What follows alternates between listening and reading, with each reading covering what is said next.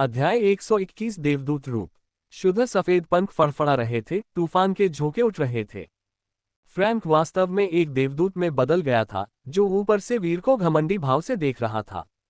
Angel gene. वीर ने ये दृश्य सावधानी से देखा, उसके हृदय में एक गहरी सतर्कता की भावना उभर रही थी, जैसा कि मैंने विशेष रूप से भर्ती किए गए जीनियस से उम्मीद की थी। आप मेरी जागृत जीन क्षमता देख सकते हैं। फ्रैंक को जीत का पूरा भरोसा था और उसने व्यंग्य करते हुए कहा, वीर, अगर आपको लगता है कि मध्य चरण का इंटरस्टेलर कल्टीवेटर होने का मतलब है कि आप जो चाहे कर सकते हैं, तो आप बहुत भोले हैं। आपने खुद को बहुत ज्यादा आंका है और हमारी विशालकाय दवा की नींव को कम करके आंका है। क्या आपको लगता है कि चूंकि मैं प्राचीन दिव्य दवा के चमत्कारी प्रभावों को जानता हूं, इसलिए मैंने इसका सेवन नहीं किया होगा? दिव्य दवा लेने के बाद मैंने एंजल मिथ जीन को जागृत किया, जो एक उत्परिवर्तित आदिम जीन है। यह तथ्य कि आप मुझे मेरे एंजल रूप में मजबूर कर सकते हैं, आपके लिए गर्व करने के लिए पर्याप्त है। आप बस आज्ञाकारी रूप से अपनी मृत्यु को स्वीकार करें। तुम बहुत ज्यादा बोलते हो। वीर ने ठंडे स्वर में उसे टोका, पीछे हटने की बजाय आगे बढ़ा और पहले हमला किया। खलनायक बहुत अधिक बोलने से मर जाते हैं, चाहे वह देवदूत जीन हो या दानव जीन। जब तक वह उसका रास्ता रोकेगा, वीर पीछे नहीं हटेगा। यह तो बस एक पक्षी मानव था, फिर मैं उसे एक मृत पक्षी में विस्फोट कर दूंगा। वज्र ड्रैगन पंजा हाथ। वीर ने अपने हाथ को पंजे का आकार दिया और भयंकर रूप से फाड़ दिया। एक शक्तिशाली बल हवा को चीरता हुआ बाहर निकल आया। फ्रैंक हवा में उड़ रहा था, उसके चेहरे पर गर्व का भाव था। उसे वीर के दूर से छोड़े गए तेज और हिंसक बल का एहसास ही नहीं था। उसके चेहरे पर एक खूनी खरोंच दिखाई दी और वह आसमान से नीचे गिर पड़ा। उसके पंख बिखर गए और वह बेहद अस्त व्यस्त दिख रहा था। धिक्कार है। वह बड़ी मुश्किल से खुद को संभाल पाया, फिर से ऊपर उड़ा, धूल से ढका हुआ, और गुस्से में दहाड़ा, तुमने इसके लिए कहा था। उसके पंख लगातार फड़फड़ा रहे थे, पंख गोलियों की तरह अलग हो रहे थे, वीर की ओर गोली चला रहे थे। पंख वर्षा। वीर बचने ही वाला था कि अचानक एक पहाड़ जैसी भारी ताकत उस पर टूट पड़ी, जिससे उसके लिए हिलना डुलना मुश्किल हो गया। गुरुत्वाकर्षण जीन। वीर ने फ्रैंक द्वारा पहले इस्तेमाल की गई दूसरी क्षमता के बारे में सोचा। प्रतिद्वंद्वी स्पष्ट रूप से उसकी गतिशीलता को प्रतिबंधित करना चाहता था, जिससे वह चकमा देने में असमर्थ हो जाए। चूंकि ऐसा ही था, इसलिए उसने बचने की जरा भी कोशिश नहीं की, बल्कि अपनी बाहों को अपनी छाती के सामने ढाल की तरह बांध लिया ताकि उसका महत्वपूर्ण चेहरा ढक जाए। उसकी पूरी त्वचा कस गई, जिससे एक हल्का सा जैड रंग प्रकट हो गया, जो वज्र की तरह अजेय था। Bang bang bang. धातु के टकराने की आवाज एक मूसलाधार तूफान की तरह थी। पंख वीर के शरीर पर आ गिरे, झुककर पीछे की ओर उड़ते हुए जमीन पर गिर पड़े। वीर के कपड़े फट जाने के अलावा उसे कोई नुकसान नहीं पहुंचा। क्या? फ्रैंक की मुस्कान गायब हो गई। उसका पक्का हमला तुरंत नाकाम हो गया और वह मन ही मन चौंक गया। शरीर को मजबूत बनाने वाला जीन। एक अनुभवी जीन कल्टीवेटर के रूप में फ्रैंक की दृष्टि खराब नहीं थी, और उन्होंने वीर के स्टोन बंदर जीन की कुछ क्षमताओं को तुरंत पहचान लिया। इस शरीर की कठोरता उसकी कल्पना से परे थी, यहां तक कि उसके लोहे जैसे कठोर पंख भी उससे भेद नहीं सकते थे। पंख वर्षा की तरह गिर रहे थे, घने और असंख्य। इतनी बड़ी मात्रा में सामान होने के कारण वीर ने एक एक करके सभी सामान ले लिए। अंत में उसके पास केवल फटे हुए अंडव्य ही बचे और कुछ भी नहीं बचा। उसका शरीर नग्न अवस्था में था, हड्डियों और मांसपेशियों में अच्छी तरह से अनुपात था, मजबूत शरीर था, मानव रूप में एक प्राचीन वानर की तरह, शक्ति की जंगली सुंदरता से भरा हुआ। एक साधक होने के नाते वीर को स्वाभाविक रूप से इस मामूली प्रदर्शन की परवाह नहीं थी। वह वहीं नंगा खड़ा था, लगातार मुंह के बरसा रहा था, यहाँ नीचे आओ। प्रत्येक मुंह से पारदर्शी मुट्ठी की ताकत निकलती थी, जो तोप के गोलों की तरह आकाश में उछलती थी। शून्य क्षेत्र लगातार गड़गड़ा रहा था, जैसे बिजली चमक रही हो, और ढोल की तेज आवाज के साथ। ये देखकर फ्रैंक ने तुरंत अपने पंखों से खुद को ढाल लिया और हिंसक मुक्काबाजी को रोक दिया। ये देखकर कि उसके पंख वीर को नुकसान नहीं पहुंचा सकते, फ्रैंक ने अपने हाथों को छाती के सामने क्रॉस की तरह जोड़ लिया और उसकी हथेलियों से प्रकाश फूट पड़ा, जो चमक रहा था। हे पापी, जो ईश्वरीय रक्त का अपमान करता है, ईश्वर के नाम पर मैं तेरी दुष्टता का न्याय करता हूं। इस पवित्र प्रकाश में पुनर्तः शुद्ध हो जा। उसने दूर से अपनी मुहर दिखाते हुए ओपेरा के स्वर में कहा।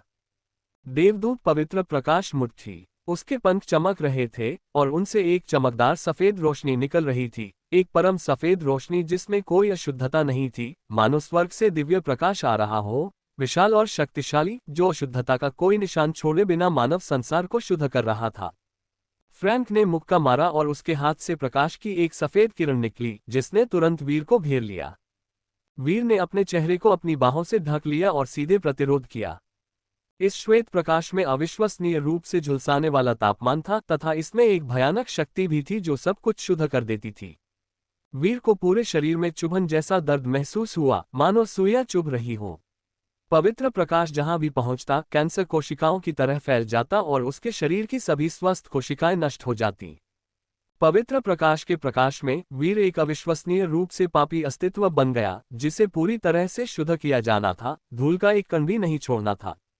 एक उत्परिवर्तित आदिम जीन से जैसी उम्मीद थी। वीर आह भरने से खुद को रोक नहीं पाया।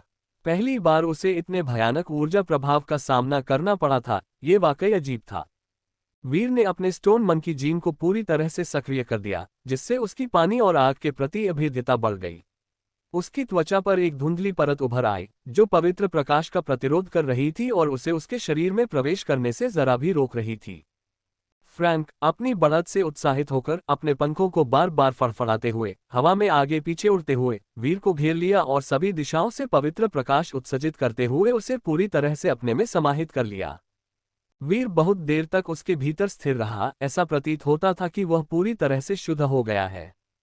काफी देर बाद फ्रैंक ने अंततः अपने पंख वापस खींच लिए और धीरे धीरे नीचे उतरने ही वाला था कि अचानक उसके दिल में एक चेतावनी उठी और वह वापस हवा में उछल गया।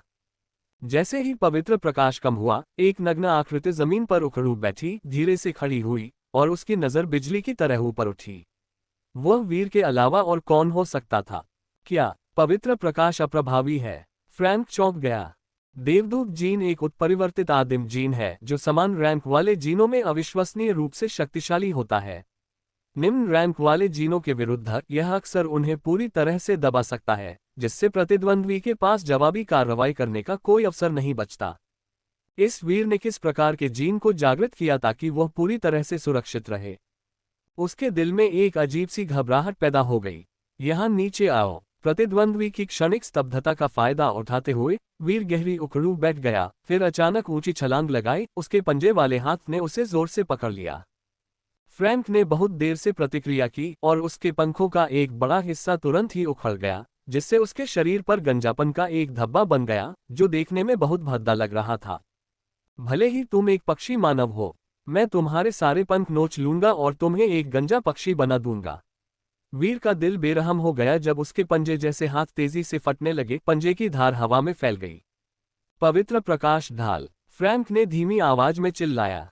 एक पवित्र प्रकाश ढाल ने उसके सामने अवरोध उत्पन्न कर दिया, जिससे बल रुक गया।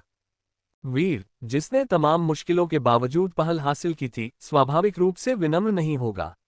उसकी ताकत असीम लग रही थी क्योंकि उसके पंजे जैसे हाथ बार बार फट रहे थे, जिससे पवित्र प्रकाश ढाल की चमक फीकी पड़ रही थी और टिमटिमा रही थी और टूटने के कगार पर थी। इस संक्षिप्त आदान प्रदान के बाद उन्होंने इस एंजल जीन की वास्तविक प्रकृति को भी देखा। इसमें उड़ने की शक्ति थी और ये पवित्र प्रकाश ऊर्जा को नियंत्रित कर सकता था। लेकिन इसमें खामियां भी थीं। यह एंजल जीन केवल एक उत्परिवर्तित जीन था, न कि एक संपूर्ण जीन। इस फ्रैंक के पास केवल 2 पंख थे, जो एंजल वर्ग में सबसे निचला पद था। उसकी क्षमताएं इतनी मजबूत नहीं हो सकती और उसमें कमजोरियां जरूर होंगी। वीर ने पाया कि फ्रैंक की जीवन शक्ति में उतार चढ़ाव उससे कहीं अधिक होने के बावजूद कभी नीचे नहीं आया। इससे क्या पता चलता है? इससे पता चलता है कि वह नजदीकी लड़ाई से डरता था। वह वीर के शरीर के करीब जाने की हिम्मत नहीं कर सका, उसका शरीर नाजुक था। ये सोचते सोचते वीर की आंखें गहरी हो गईं। चूंकि तुम नीचे आने की हिम्मत नहीं कर सकते तो मैं ऊपर जाऊंगा। जैसे ही उसने ताकत जुटाई, उसका पूरा आभामंडल तेजी से बदल गया। वह अचानक ऊंची छलांग लगाने लगा और तेजी से आसमान में ऊपर चढ़ने लगा, यहां तक कि फ्रैंक से भी ऊंचा। उसने अपना शरीर उलट दिया, उल्का की तरह नीचे गिरा। उसका एक हाथ चाबुक लिए हुए था और वह अपनी शक्तिशाली शक्ति से नीचे गिर रहा था।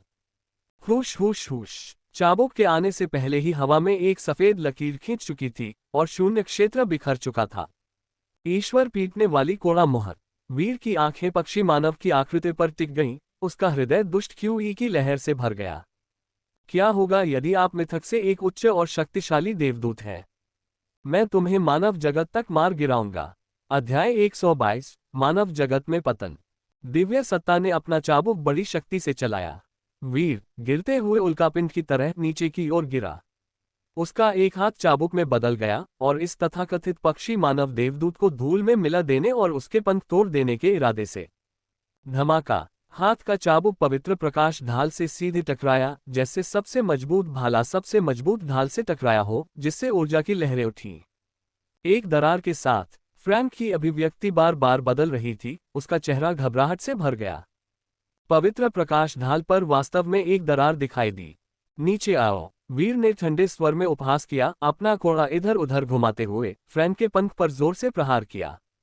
एक पंख टूट गया था। वीर तेजी से जमीन की ओर गिरा और अपने साथ फ्रैंक को भी घसीटता हुआ ले गया। फ्रैंक बहुत घबराया हुआ था, वीर के जाल से मुक्त होने के लिए बेताब था। लेकिन वीर के हाथ किसी विशालकाय अजगर की तरह उसे कसकर जकड़े हुए थे, जिससे उसका छूटना नामुमकिन हो गया था। इसके बजाय पकड़ और भी मजबूत हो गई, जिससे फ्रैंक की सांसें तेज हो गईं, लगभग दम घुटने लगा। अगर ऐसा ही चलता रहा तो मैं निश्चित रूप से मर जाऊंगा। फ्रैंक अपने दिल में अविश्वसनीय रूप से घबरा गया था। वह अपनी स्थिति जानता था। देवदूत जीन ने उसे पवित्र प्रकाश को नियंत्रित करने और उड़ने की शक्ति प्रदान की, लेकिन उसका शरीर स्वयं विशेष रूप से शक्तिशाली नहीं था। अगर वह निकट युद्ध में शामिल होता तो अन्य जीनों से निपटना उसके लिए ठीक हो सकता था। लेकिन इस वीर के जीन ने उसके शरीर को अत्यधिक मजबूत कर दिया था, जिससे वह लगभग एक अलौकिक अस्तित्व बन गया था। यदि वे मैदान पर उतरते तो वह उनका घरेलू मैदान नहीं रह जाता। धिक्कार है, उसे आजाद होना पड़ा। उसने पाया कि वीर के अंग उसके चारों ओर कसी हुई पट्टियों की तरह लिपटे हुए थे, जिससे वह हिल भी नहीं पा रहा था। अचानक उसने गहरी सांस ली और उसके मुंह में सफेद रोशनी इकट्ठा होने लगी। पवित्र प्रकाश तोप। उसने अपना मुंह खोला और सफेद प्रकाश की एक शक्तिशाली किरण उगली। वीर ने सहज ही अपनी आंखें बंद कर लीं। इतनी नजदीकी होने के कारण वह बच नहीं सकता था और उसकी पलकों के आर पार भी उसकी आंखों में जलन हो रही थी। अच्छा अवसर। वीर की आंखें बंद होने का फायदा उठाकर फ्रैंक निश्चित रूप से इस बेहतरीन मौके को हाथ से नहीं जाने देगा। देवदूत जीन की सारी क्षमताएं उसके पंखों में समा गईं। अचानक पवित्र प्रकाश का एक विशाल विस्फोट हुआ, जिससे अपार शक्ति उत्पन्न हुई। वह बेतहाशा मुड़ा, फिर अचानक बाहर की ओर संघर्ष करने लगा। वीर की बाहें जबरदस्ती खोल दी गईं। फ्रैंक जल्दी से वीर की पकड़ से छूट गया, तेजी से अपने पंख फड़फड़ाते हुए, काश वह उनके बीच ज्यादा से ज्यादा दूरी बना पाता। पवित्र प्रकाश ज्वालाएं। पवित्र प्रकाश प्रकाश। पवित्र प्रकाश दिव्य दंड। फ्रैंक आसमान में सैकड़ों मीटर ऊपर उड़ रहा था, इतनी ऊंचाई पर कि वीर पहुंच ही नहीं सकता था। उसका पूरा शरीर चमक रहा था और वह लगातार तरह तरह के अद्भुत करतब दिखा रहा था। निराकार और अमूर्त पवित्र प्रकाश उसके पंखों के नीचे पदार्थ में संघनित हो गया, विभिन्न लपटों प्रकाश की किरणों बिजली में परिवर्तित हो गया। लगातार वीर पर बमबारी कर रहा था। पवित्र प्रकाश समुद्र की तरह था, एक बार फिर वीर को अपने में समाहित कर रहा था। भले ही आप ऊर्जा प्रभाव को झेल सके, मैं देखना चाहता हूं कि आप कितना सहन कर सकते हैं। एक जीन कल्टीवेटर के रूप में फ्रैंक ने स्वाभाविक रूप से इस बात को समझा, इस दुनिया में क्षमताओं की ताकत और कमजोरियां हैं, लेकिन कोई भी अजेय नहीं है। यदि इस संसार में सचमुच कोई अजेय क्षमता होती तो आप भगवान होते। क्या ये बच्चा भगवान है? स्पष्टतः नहीं। सभी क्षमताओं की एक सीमा होती है कि वे कितना सहन कर सकती हैं। उन्हें अपने एंजल जीन पर पूरा भरोसा था और उनका मानना था कि यह किसी से भी कम नहीं है। फ्रैंक ने अपनी पूरी शक्ति से पवित्र प्रकाश का प्रयोग किया, जिसका उद्देश्य वीर को विशुद्ध ऊर्जा प्रभाव से अभिभूत करना था। वास्तव में उनकी सोच पूरी तरह सही थी। अनंत पवित्र प्रकाश चारों दिशाओं से उमड़ रहा था। वीर को ऐसा लग रहा था मानो वह ऊर्जा के किसी सागर में डूबा हुआ हो और लगातार डूब जाने का खतरा बना हुआ हो। यद्यपि स्टोन मंकी जीन शक्तिशाली था और पानी और आग से अप्रभावित था, फिर भी इसकी अपनी सीमाएं थीं। और पवित्र प्रकाश इतनी उच्च ऊर्जा तीव्रता के साथ धीरे धीरे अपनी सीमाओं को पार कर रहा था। उसे ऐसा महसूस हुआ जैसे उसकी पत्थर जैसी त्वचा पिघलने वाली है। बहुत ज्यादा मजबूत नहीं है। स्टोन मंकी जीन के संवर्धन अंक पर्याप्त नहीं है। फिर अंक जोड़ते रहें। दोनों में उत्परिवर्तित जीन होने के कारण शक्ति में कोई स्पष्ट अंतर नहीं है। इस समय क्षमताओं और संवर्धन बिंदुओं पर महारत ही जीत की कुंजी है। सौभाग्य से वीर ने पहले ही 2 निःशुल्क आदिम जीन अंक बचा लिए थे। अंक जोड़ें। वीर ने तुरंत अंक जोड़ लिए। स्टोन मंकी जीन 3 से 4 हो गया और उसकी जीवन शक्ति 45.8 से बढ़कर 54.6 हो गई, यानी 8.8 की वृद्धि।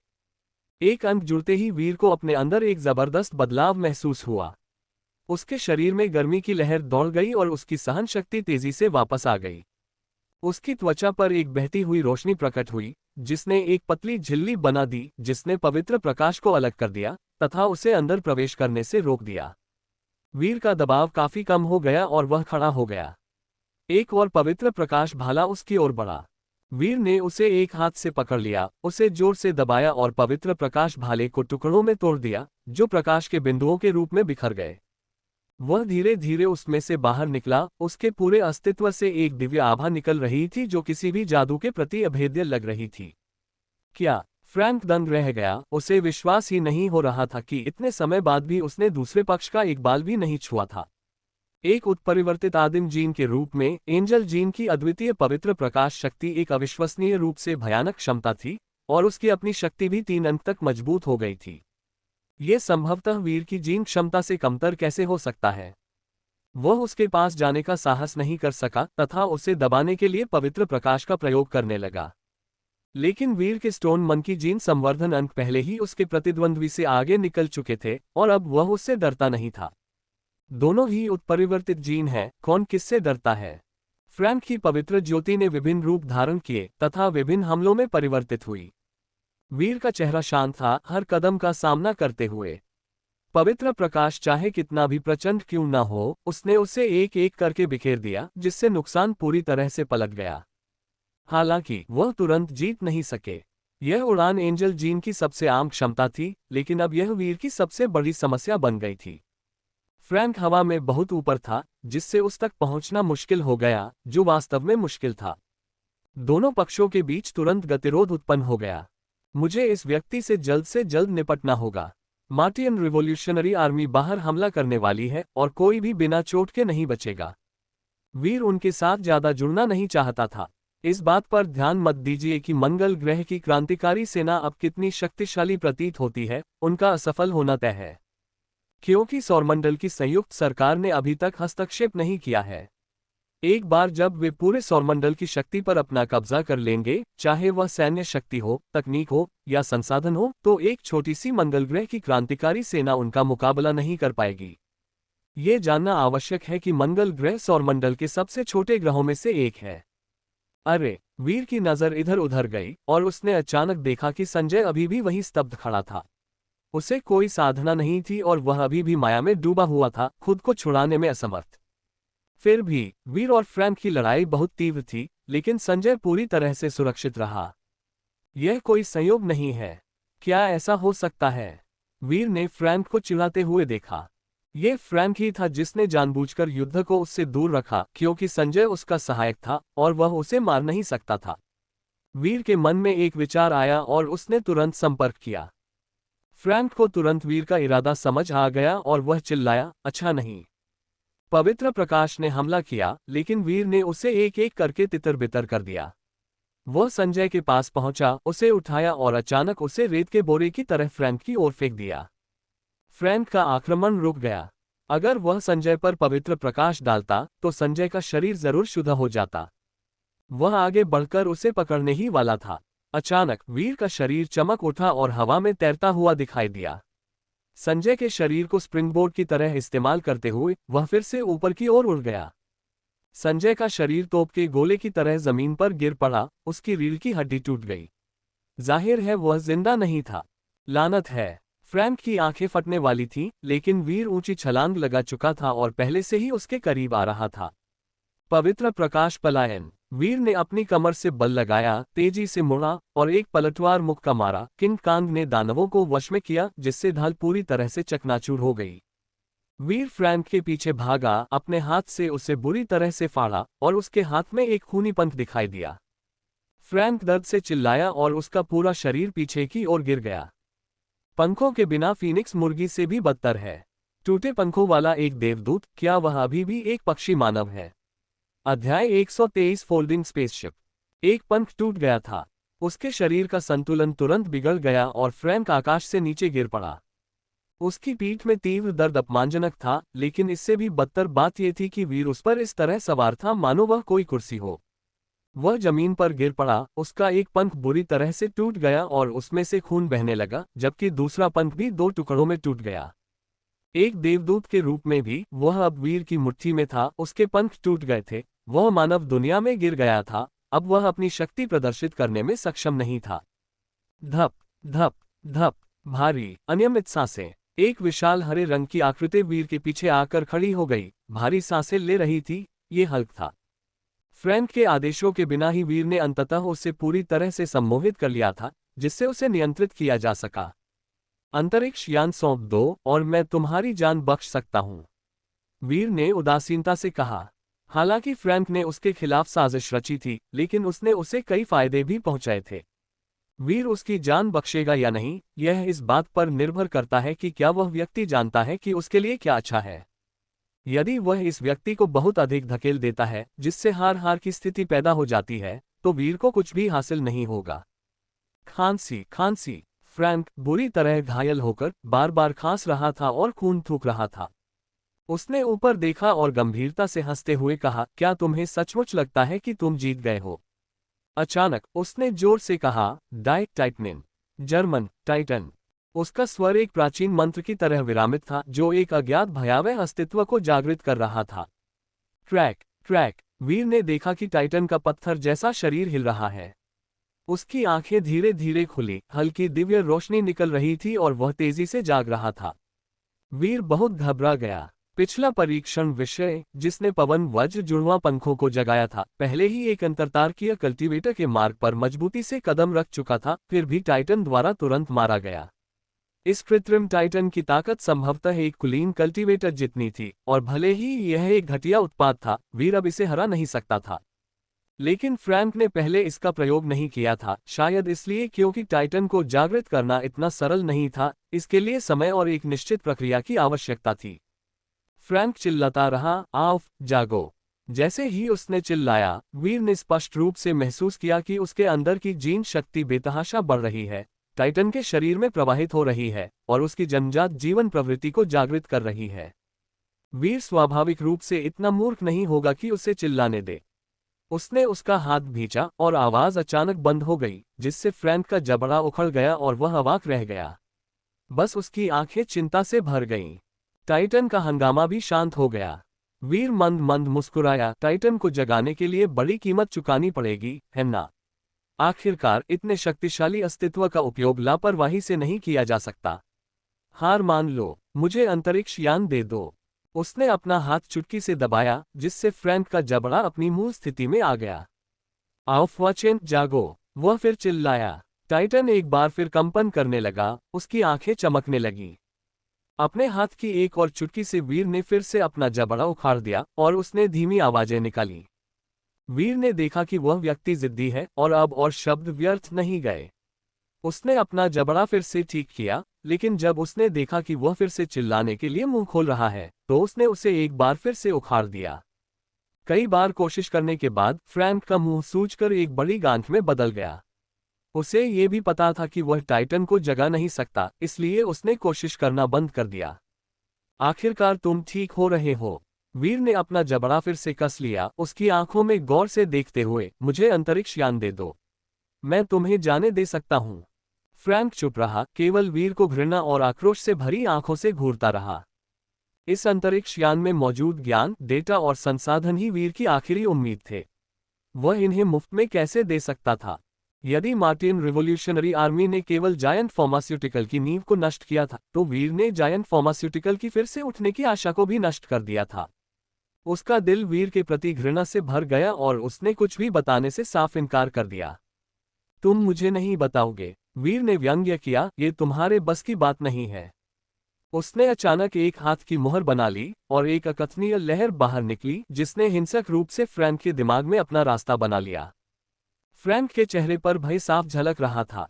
वह भूल गया था कि वीर सम्मोहन विद्या में निपुण है। वीर ने सबसे पहले एक हाथ की मुहर बनाई, जिससे गॉड बीटिंग विप सील का निर्माण हुआ। हाँ, उसने सांस छोड़ी। उसकी आभा अविश्वसनीय रूप से प्रभावशाली थी और वह भयंकर रूप से नीचे की ओर झुका, जिससे मानसिक ऊर्जा एक भौतिक रूप में संघनित हो गई, जैसे कोई दिव्य सत्ता चाबुक चला रही हो और जोर से प्रहार कर रही हो। फ्रैंक का चेहरा एक गांठ में बदल गया। उसे लगा जैसे उसका दिमाग जबरदस्ती चकनाचूर हो रहा है, उसका सिर फटने वाला है, पूरी तरह से अस्त व्यस्त। इसके तुरंत बाद वीर ने हाथ की मुहरें बनाना जारी रखा। उसके हाथ यिन और यांग के साथ घूमते रहे, जिससे सभी चीजें उत्पन्न हुई, आंखें चौंधिया गईं और लोगों को भ्रम में डाल दिया गया। फ्रैंक की निगाहें धीरे धीरे सुस्त हो गईं और वे बहुत सुंदर लगने लगीं। वीर ने सबसे पहले उसकी चेतना को चकनाचूर करने के लिए गॉड बीटिंग विप सील का इस्तेमाल किया, फिर उसे पूरी तरह से सम्मोहित करने के लिए यिन यांग मिरर सील का इस्तेमाल किया। अंतरिक्ष यान कहाँ है? वीर ने गहरी आवाज में पूछा। यह मुझ पर है, फ्रैंक ने सावधानीपूर्वक उत्तर दिया। तुम पर? वीर हैरान था। क्या हो रहा था? इतना बड़ा अंतरिक्ष यान अकेले ही ले जाया जा सकता है? लेकिन फ्रैंक पहले से ही सम्मोहित था, पूरी तरह से आज्ञाकारी था, इसलिए उसे झूठ नहीं बोलना चाहिए था। वीर का दिल धड़क उठा और उसने जोर देकर पूछा, कहाँ? फ्रैंक ने अपना हाथ बढ़ाया, जिससे उसकी उंगली में एक बटन जैसी अंगूठी दिखाई दी, जो तकनीकी प्रतिभा और उत्कृष्ट सुंदरता से भरपूर थी। यह मेरी अंतरिक्ष यान की अंगूठी है। यह एक मुड़ा हुआ अंतरिक्ष यान है। आप इसे पहनेंगे और यह स्वचालित रूप से आपकी जीन जानकारी को अवशोषित कर लेगा। आप पासवर्ड डालेंगे और आपको सर्वोच्च अधिकार प्राप्त होगा। पासवर्ड है व्याउड्स 2,01,81,210। उसने पूरी तरह से प्रतिरोध खो दिया था, बिना किसी छुपे अपने सारे रहस्य उगल दिए थे। वीर ने आधा विश्वास करते हुए अंगूठी उतारकर अपने हाथ में पहन ली। एक तेज सुई उसकी त्वचा में चुभ गई। उसने उस पर नजर डाली। यह एक जीन प्रोब था। उच्च तकनीक वाले उपकरणों का किसी व्यक्ति के जीन से जुड़ा होना सामान्य बात है। उसने अपनी जीन क्षमता का इस्तेमाल नहीं किया। उसकी उंगली में तुरंत चुभन महसूस हुई और जांच ने उसकी जीन जानकारी हासिल कर ली। जीन बाइंडिंग सफल। फोल्डेड स्पेसशिप के लिए सर्वोच्च अधिकार प्राप्त करना। कृपया पासवर्ड दर्ज करें। वीर ने पासवर्ड दर्ज किया और तुरंत एक जानकारी उसकी आंखों के सामने आ गई। वीर की नजर उस पर पड़ी और उसे तुरंत समझ आ गया। फ्रैंक ने झूठ नहीं बोला था, ये सचमुच एक मुड़ा हुआ अंतरिक्ष यान था। इसमें अंतरिक्ष तय करने वाली एक गहन उच्च तकनीक का इस्तेमाल किया गया था, जिससे अंतरिक्ष यान को एक तय किए हुए स्थान में रखा जा सकता था, जिससे उसे अपने साथ ले जाया जा सकता था। इसका इस्तेमाल आमतौर पर यांत्रिक और अंतरिक्ष यान जैसे बड़े उच्च तकनीक वाले उपकरणों में किया जाता था। लेकिन ऐसी तकनीक सौरमंडल जैसे पिछड़े क्षेत्र के पास उपलब्ध नहीं थी। क्या जायंट फार्मास्यूटिकल के पास और भी राज थे? क्या उसे किसी अंतरतारकीय महाशक्ति का समर्थन प्राप्त था? वीर को शक हुआ और वह और जानकारी मांगने ही वाला था।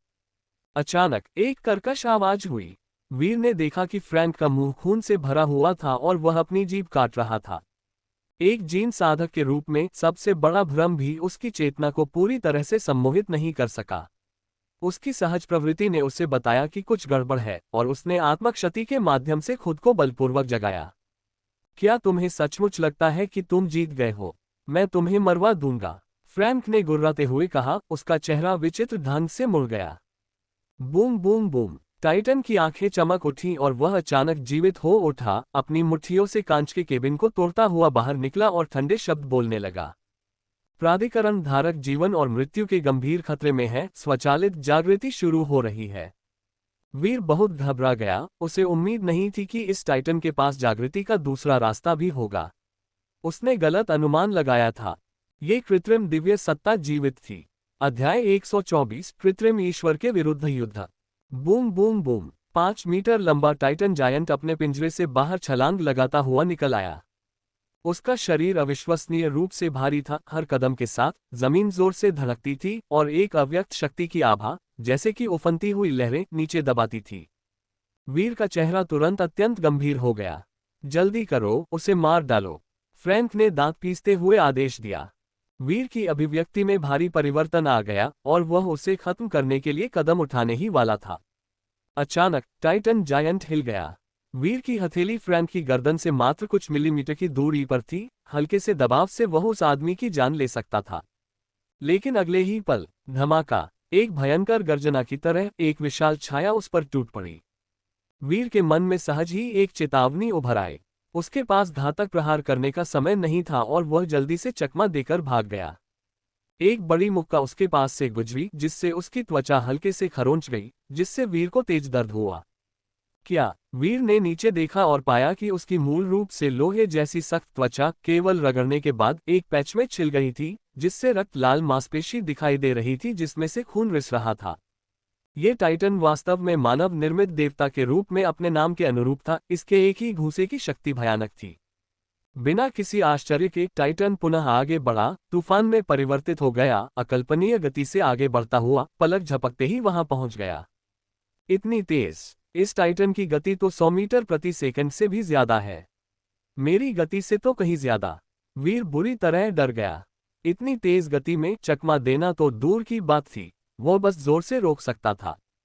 हुनुआन बैनर सील। वीर के हाथ उसके सामने घूम गए। उसके हाथ दो दरवाजों की तरह थे, एक रक्षात्मक मुद्रा बनाते हुए, लेकिन अगले ही पल उसने महसूस किया कि उसके शरीर पर पहाड़ तोड़ने वाले हथौड़े से प्रहार किया जा रहा है।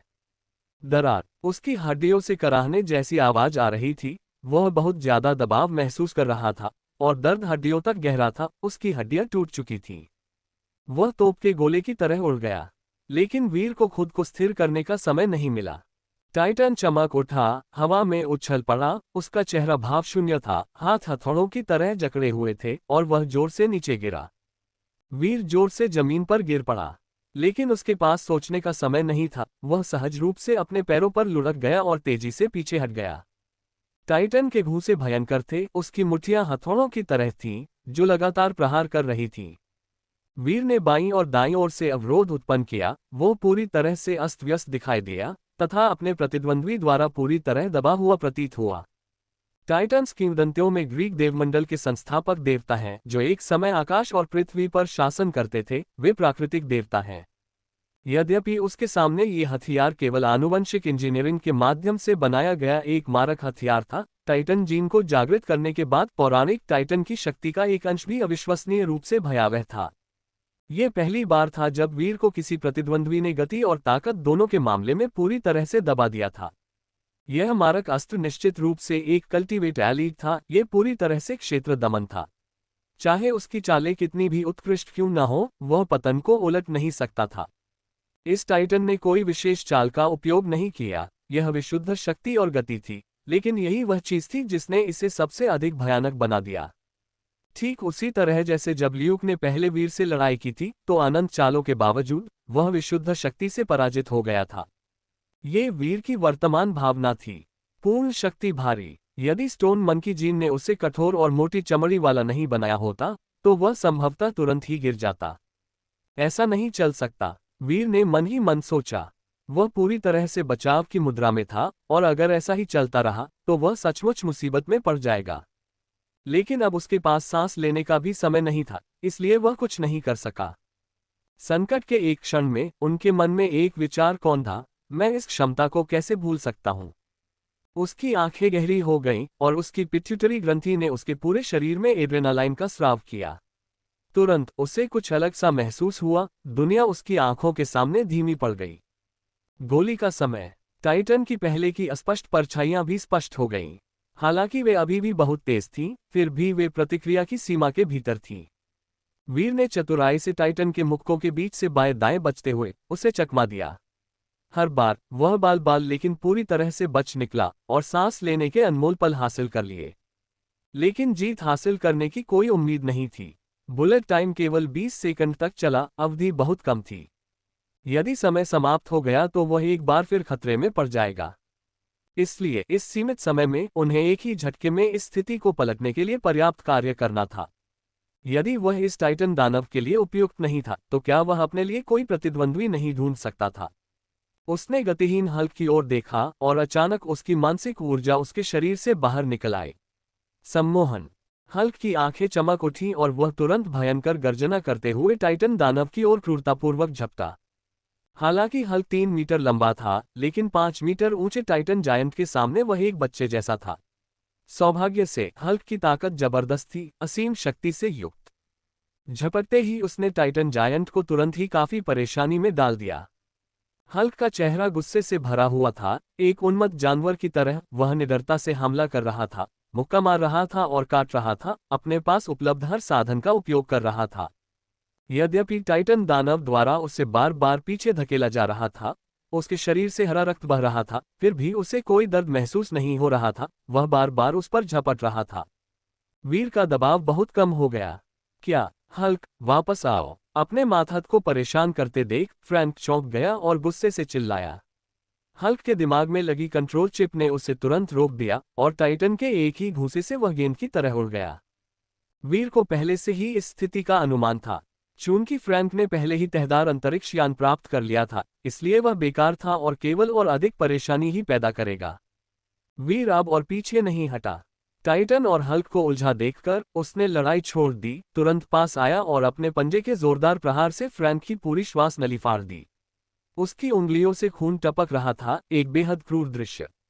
फ्रैंक की आंखें चौड़ी हो गईं और उसके गले से एक रिश्ती हुई फुफकार जैसी आवाज निकली। वह तुरंत मर गया। बस उसकी आंखें चौड़ी हो गईं और वह छत की ओर घूर रहा था। अपनी मृत्यु से पहले वह विश्वास नहीं कर सका कि वीर ने इतनी निर्णायक और निर्दयता से कार्य किया, जिससे उसकी तत्काल मृत्यु हो गई। क्या वह और अधिक रहस्य जानना नहीं चाहता था? क्या वह ऐसे ही मर गया? उसकी मृत्यु खुली आंखों से हुई। ... इस बार बिना किसी गुरु के हस्तक्षेप के हल्क वीर के नियंत्रण में लौट आया। मानसिक ऊर्जा सम्मोहन के प्रभाव में वह बार बार निडर होकर टाइटन दानव की ओर दौड़ा। इस उपद्रवी के चले जाने के बाद वीर ने एक बार फिर अपनी नजर टाइटन पर केंद्रित कर दी। अब वह इस शक्तिशाली प्रतिद्वंद्वी से निपट सकता था। वीर भी आगे बढ़ा और चालों की एक श्रृंखला शुरू की। God beating whip seal, Fantian hammer seal, slaying immortal sword seal. प्रत्येक चाल शक्ति और क्रूरता से भरी थी, टाइटन पर लगातार प्रहार कर रही थी, मानो स्टील से बने किसी विशालकाय पर हमला कर रही हो। कुछ समय तक एक आदमी और एक हल्क ने मानव निर्मित भगवान से युद्ध किया। टाइटन के पास अत्यधिक शक्ति थी, उसने अपनी मुट्ठियों से दोनों को रोक लिया और यहां तक कि सूक्ष्मता से ऊपरी हाथ भी हासिल कर लिया। इस समय उसकी आंखें फ्रैंक की लाश पर पड़ी, उनसे एक खतरनाक लाल चमक निकल रही थी और उसके मुंह से एक यांत्रिक आवाज निकली। प्राधिकरण का स्वामी मर चुका है। ऊर्जा दमन को तोड़ते हुए सभी जीवित प्राणियों का विनाश हो रहा है। ऊर्जा सूचकांक बढ़ रहा है। 50%, 51%, 52%। धमाका। टाइटन से ऊर्जा की एक घनी लहर उठी, मानो कोई प्रचंड तूफान हो। ये पहले से ही दबा हुआ था, लेकिन एक बार फटने पर यह दुनिया को उलट पुलट कर देगा। वीर को एक अदृश्य आभा द्वारा पीछे धकेल दिया गया, जिससे वह अपने प्रतिद्वंद्वी को सीधे देखने में असमर्थ हो गया। टाइटन के मुंह से निकली आवाज ने उसे और भी अधिक भयभीत कर दिया। पता चला कि यह टाइटन बहुत शक्तिशाली था, उसकी हर चाल उसके चारों ओर भारी विनाश का कारण बनती थी, इसलिए उसकी ऊर्जा हमेशा दबी हुई अवस्था में रहती थी तथा पहले वह अपनी शक्ति के केवल 50% पर ही काम करती थी। अब चूंकि नामात्र का स्वामी फ्रैंक मर चुका था, इसलिए कोई रोक टोक नहीं थी और ऊर्जा पूरी तरह से फूट पड़ी। हवा में दबाव बहुत अधिक हो गया था, जिससे वीर के लिए सांस लेना मुश्किल हो गया था। ये जीवन शक्ति का बहुत बड़ा दमन था। क्या यह एक कृषक अभिजात वर्ग की शक्ति है? वीर का दिल बैठ गया। उसे पता था कि वह इस तरह से आगे नहीं बढ़ सकता, अन्यथा वह निश्चित रूप से मर जाएगा। उसकी आंखें गहरी रोशनी से चमक उठीं और उसकी मानसिक ऊर्जा उसकी ग्लेबेला से टाइटन की ओर बढ़ गई। वह हल्क को सम्मोहित करने की अपनी पिछली विधि को दोहराना चाहता था, जिससे इस टाइटन पर नियंत्रण प्राप्त करने की आशा थी तथा संभवतः एक अन्य शक्तिशाली अधीनस्थ को भी प्राप्त करने की आशा थी। लेकिन तुरंत ही उसने महसूस किया कि उसकी मानसिक ऊर्जा पीतल की दीवार से टकरा गई है। टाइटन की आंखें खुल गईं और मानसिक ऊर्जा बाढ़ की तरह उस पर वापस आ गई, एक ठोस शक्ति में बदल गई जिसने तुरंत वीर को उड़ा दिया। टाइटन की शक्ति देवता या दानव, अनुग्रह या कारागार जैसी थी। अध्याय 125। टाइटन की शक्ति। टाइटन जन्मजात देवता था और उसकी मानसिक ऊर्जा वीर की अपेक्षा से कहीं अधिक शक्तिशाली थी। वीर की मानसिक ऊर्जा न केवल प्रतिद्वंद्वी को सम्मोहित करने में विफल रही, बल्कि उस पर तुरंत पलटवार भी हुआ। मानसिक ऊर्जा की प्रतिक्रिया से उसका दम घुट रहा था, जिससे उसे भयंकर सिरदर्द हो रहा था, मानो उसका माथा कुल्हाड़ी से चीर दिया गया हो। मानसिक सम्मोहन पूरी तरह से विफल हो गया था, लेकिन यह अंत नहीं था। टाइटन एक पौराणिक विशालकाय देवता था। जैसे जैसे दबी हुई ऊर्जा लगातार निकलती गई, टाइटन का पहले से ही लंबा शरीर फिर से फैल गया और तेजी से 10 मीटर से अधिक ऊंचाई तक बढ़ गया। सीधे उसकी ओर देखने पर वह एक छोटे पहाड़ की तरह लग रहा था और करीब पहुंचने से पहले ही एक भयानक दमनकारी आभा ने अपना रास्ता बना लिया। वीर का दिमाग दबाव में था और उससे पूरे शरीर में ठंड लग रही थी, वह हिलने में असमर्थ था। यह उच्च पद पर जीवन का एक कुचला हुआ रूप था, जैसे एक चूहे का बिल्ली से सामना या एक खरगोश का खूंखार बाघ से सामना। वह निकट पहुंचने से पहले ही भयभीत हो गया था। अधिकार के स्वामी का वध करो, पूर्ण विनाश। टाइटन ने भावहीन बर्फ जैसे ठंडे शब्द कहे। जितना अधिक वह ऐसा करता, उतना ही अधिक वह बर्फीले हत्या के इरादे से भर जाता, जिससे वीर को ऐसा महसूस होता मानो वह बर्फ और हिम की दुनिया में हो। हड्डियों को जमा देने वाली ठंड ने उसके पूरे शरीर को घेर लिया हो, जिससे वह हिलने में असमर्थ हो। लेकिन हल्क ने सब कुछ नजरअंदाज करते हुए आगे की ओर छलांग लगा दी। वह मूलतः एक भ्रमित मानव सदृश जानवर था। जितना अधिक वह लड़ता, उसका स्वभाव उतना ही अधिक हिंसक होता जाता तथा धीरे धीरे उसकी मानवता समाप्त होती जाती। डर, वह क्या था? उसके मन में ऐसी कोई अवधारणा नहीं थी। हल्क ने जमीन पर जोर से पैर पटका, जिससे जमीन हिलने लगी। वह हवा में ऊंची छलांग लगाई, दोनों मुट्ठियां भींच ली, मानो ऊपर से कोई बड़ा हथौड़ा गिर रहा हो, और टाइटन का सिर चकनाचूर कर देने का इरादा किया। लेकिन टाइटन की आंखों से ठंडी रोशनी निकली और उसने अचानक अपने बड़े हाथ से, जल्दी और भयंकर रूप से, बुद्ध के 5 उंगली पर्वत की तरह हल्क को अपने हाथ में पकड़ लिया और बार बार उसके साथ खेल रहा था, जैसे कि एक बच्चे को पकड़ रहा हो। हल्क का चेहरा क्रूर था। वह हथेली को खोलने के लिए संघर्ष कर रहा था, फिर भी प्रतिरोध करने की तैयारी कर रहा था। टाइटन ने अपने हाथों को भींच लिया, अपनी भुजाओं को एक साथ लाकर हल्क को अपने हाथों में कसकर पकड़ लिया। उसे तब तक भींचता रहा जब तक कि हल्क चीख नहीं उठा। उसका पूरा शरीर चरमरा रहा था, मानो वह मांस के टुकड़े में कुचल दिया जाएगा। उसी समय टाइटन की आंखों से अत्यंत तीव्र तापमान वाली चिलचिलाती लाल रोशनी निकली, जिसका उद्देश्य हल्क को भूनना था।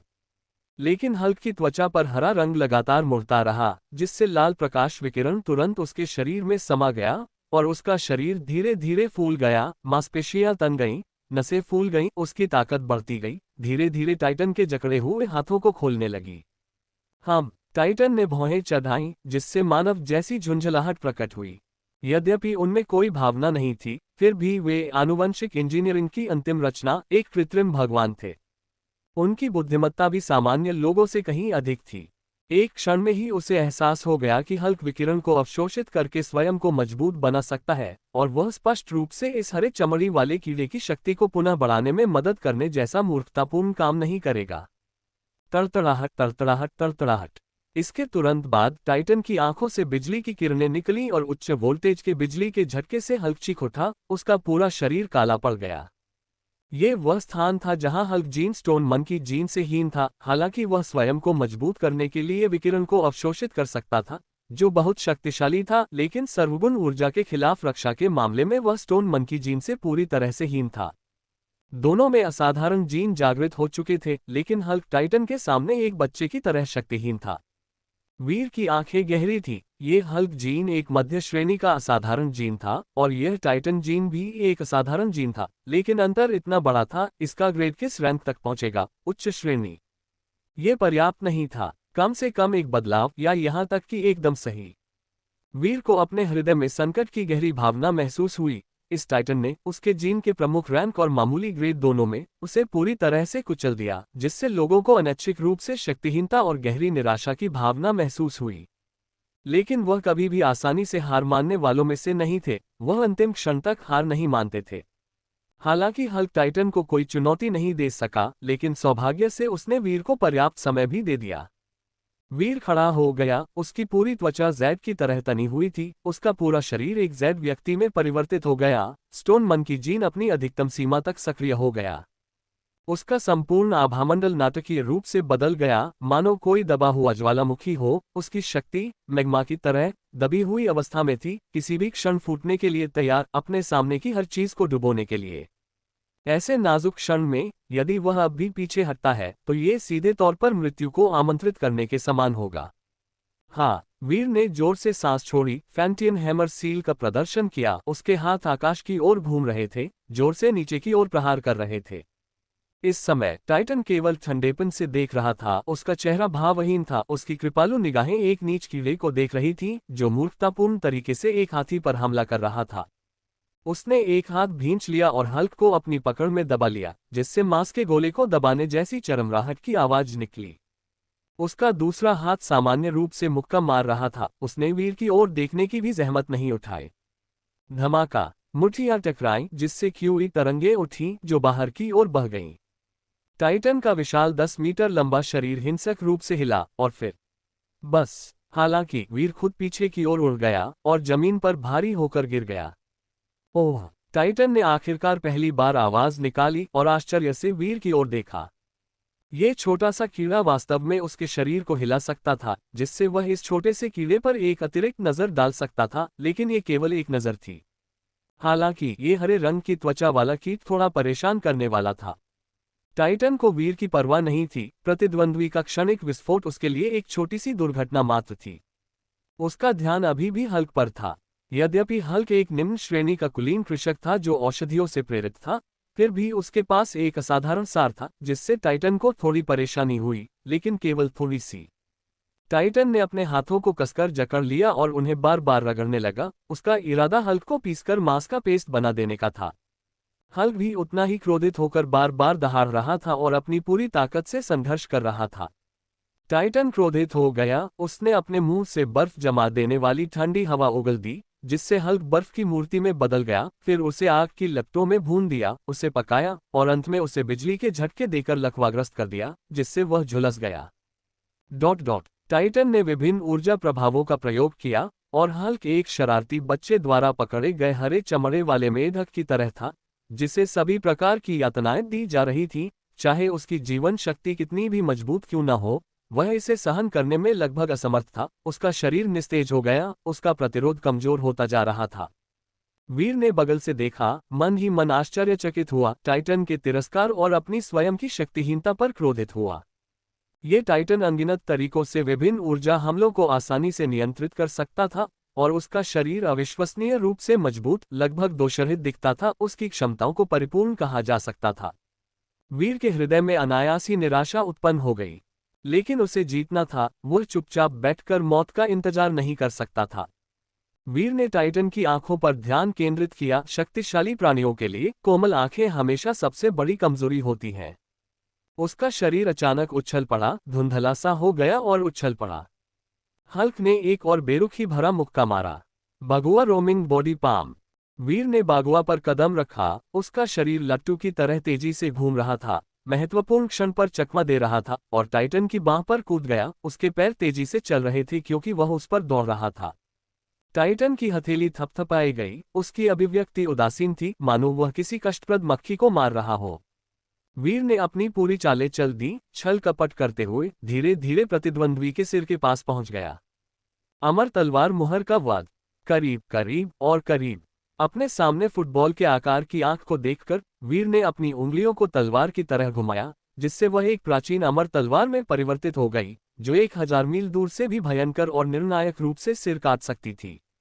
उंगलियां, भुजाएं, शरीर, उसका पूरा अस्तित्व एक सर्वोच्च दिव्य तलवार में परिवर्तित हो गया, जो भयंकर रूप से वार कर रही थी। उफ! खून बिखरा हुआ था। वीर की तलवार जैसी उंगलियां उसकी आंख में गहराई तक घुस गईं और खून बहने लगा। टाइटन को अंततः अपनी लापरवाही की कीमत चुकानी पड़ी तथा उसे अपनी एक आंख खोनी पड़ी। एक हाथ से थप्पड़ मारा गया। वीर एक ही चाल में सफल हो गया, युद्ध में देर तक नहीं रुका और तेजी से पीछे हट गया। तीव्र दर्द ने टाइटन को और भी अधिक क्रोधित कर दिया। वो अंततः पूरी तरह से क्रोधित हो गया। उसने हल्क को अपने हाथ में लेकर एक ही घूंट में निगल लिया, जोर जोर से चबाने लगा और उसके मुंह के कोनों से काला हरा बदबूदार खून बहने लगा। वीर को यह देखकर आश्चर्य हुआ कि यद्यपि टाइटन ने एक आंख खो दी थी, फिर भी उसकी जीवन शक्ति में उतार चढ़ाव में कोई कमी नहीं आई, बल्कि वह और भी अधिक भयावह हो गई। उसका दिल बैठ गया, ये जानते हुए कि अब उसे निश्चित मृत्यु का सामना करना पड़ेगा। अध्याय 126, 10 मौतें और कोई जीवित नहीं। टाइटन्स ग्रीक पौराणिक कथाओं में आदिम देव जाति थे जो पृथ्वी माता देवी गया से पैदा हुए थे। वे सभी चीजों को खा सकते थे और आकाश और पृथ्वी की ऊर्जा का उपयोग कर सकते थे। टाइटन्स विभिन्न रूपों वाली एक जाति थी। 1000 आंखों वाले टाइटन्स, 100 सशस्त्र टाइटन्स, ड्रैगन विंग टाइटन्स। प्रत्येक के पास अलग अलग और अत्यंत दुर्जय क्षमताएं थीं, जो उन्हें ग्रीक पौराणिक कथाओं में दुनिया पर शासन करने वाले माउंट ओलंपस देवताओं का सबसे बड़ा विरोधी बनाती थीं। उन्होंने अनगिनत पौराणिक युद्ध सहे थे, फिर भी देवता उन्हें खत्म करने में हमेशा असमर्थ रहे।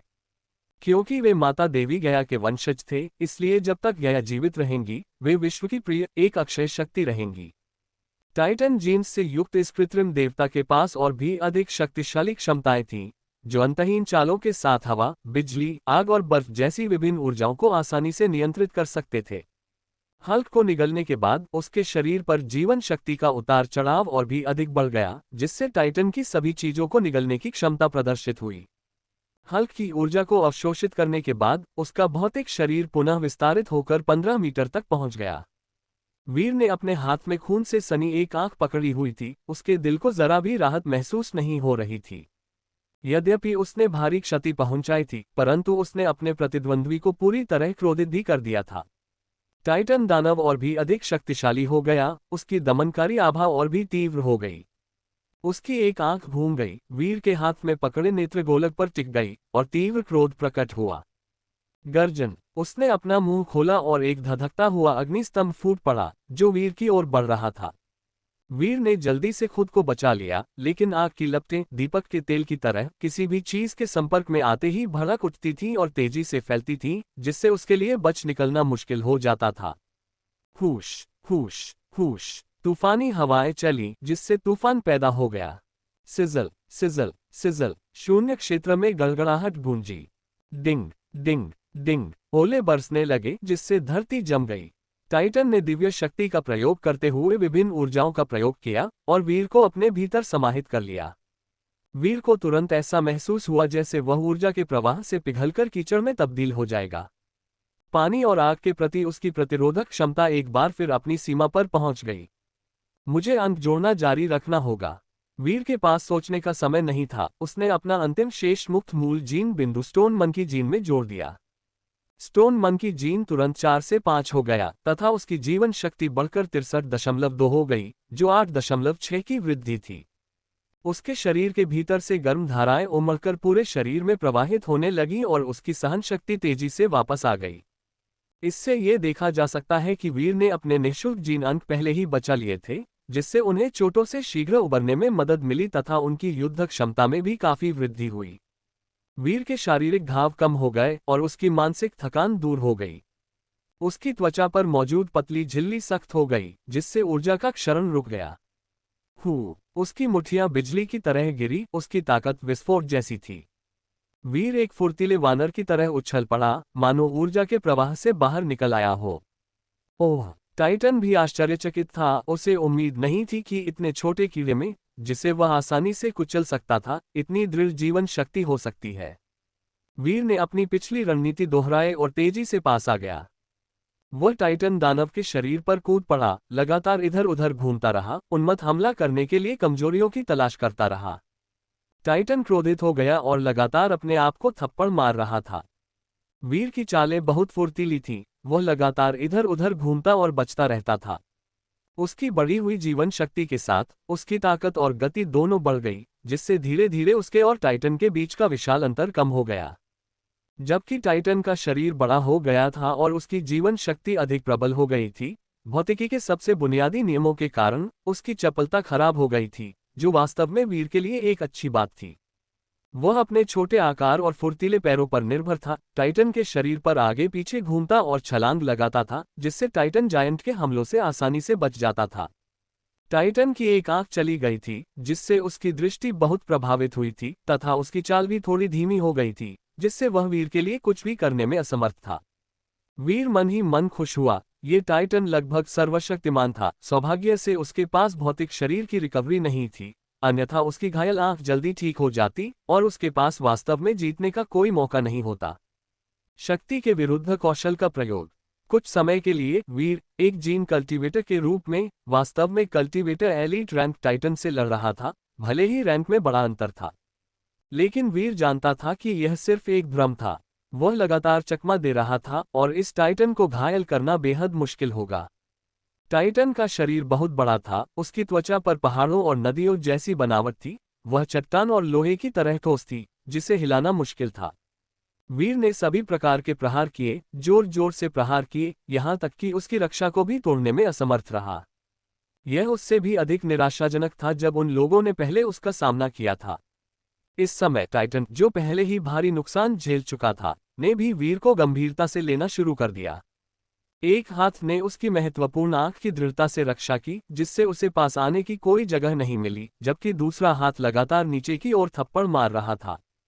Bang bang bang. टाइटन की हथेली के प्रहार भारी और शक्तिशाली थे। उसने खुद को भी नहीं बख्शा। वीर को पकड़ने के लिए उसने बार बार अपने शरीर पर प्रहार किया, जिससे तेज आवाजें निकली। हथेली के प्रत्येक झटके के साथ वीर को ऐसा महसूस हुआ जैसे कोई पहाड़ उसकी ओर टूटकर गिर रहा हो। उसके पास हल्क जितना मजबूत शारीरिक शरीर नहीं था। यदि उसे मारा जाता तो वह निश्चित रूप से मांस के टुकड़े में तब्दील हो जाता। वीर आगे पीछे छटपटा रहा था। ये किसी पतली रस्सी पर नाचना नहीं था, ये तो कीचड़ में नाचना था, जहां जरा सी चूक का मतलब कुचला जाना और पीछे कोई हड्डी न छोड़ना होता था। Sizzle sizzle sizzle. टाइटन की एक आंख लाल हो गई, जिससे प्रचंड किरणें निकल रही थीं, जो किसी बीम गन की तरह निकल रही थीं। उन्होंने ये भी महसूस किया कि वीर में ऊर्जा प्रतिरक्षा थी, इसलिए उन्होंने अपनी सारी ऊर्जा को इस किरण हमले में बदलने का फैसला किया, जो अविश्वसनीय रूप से गर्म और बहुत तेज था। हालांकि वीर को ज्यादा डर नहीं था, लेकिन वह इतनी मूर्खता भी नहीं कर सकता था कि उसे मार पड़े। वह तेजी से चकमा दे गया। किरणें इतनी गर्म थीं कि टाइटन भी उनका सामना नहीं कर सका।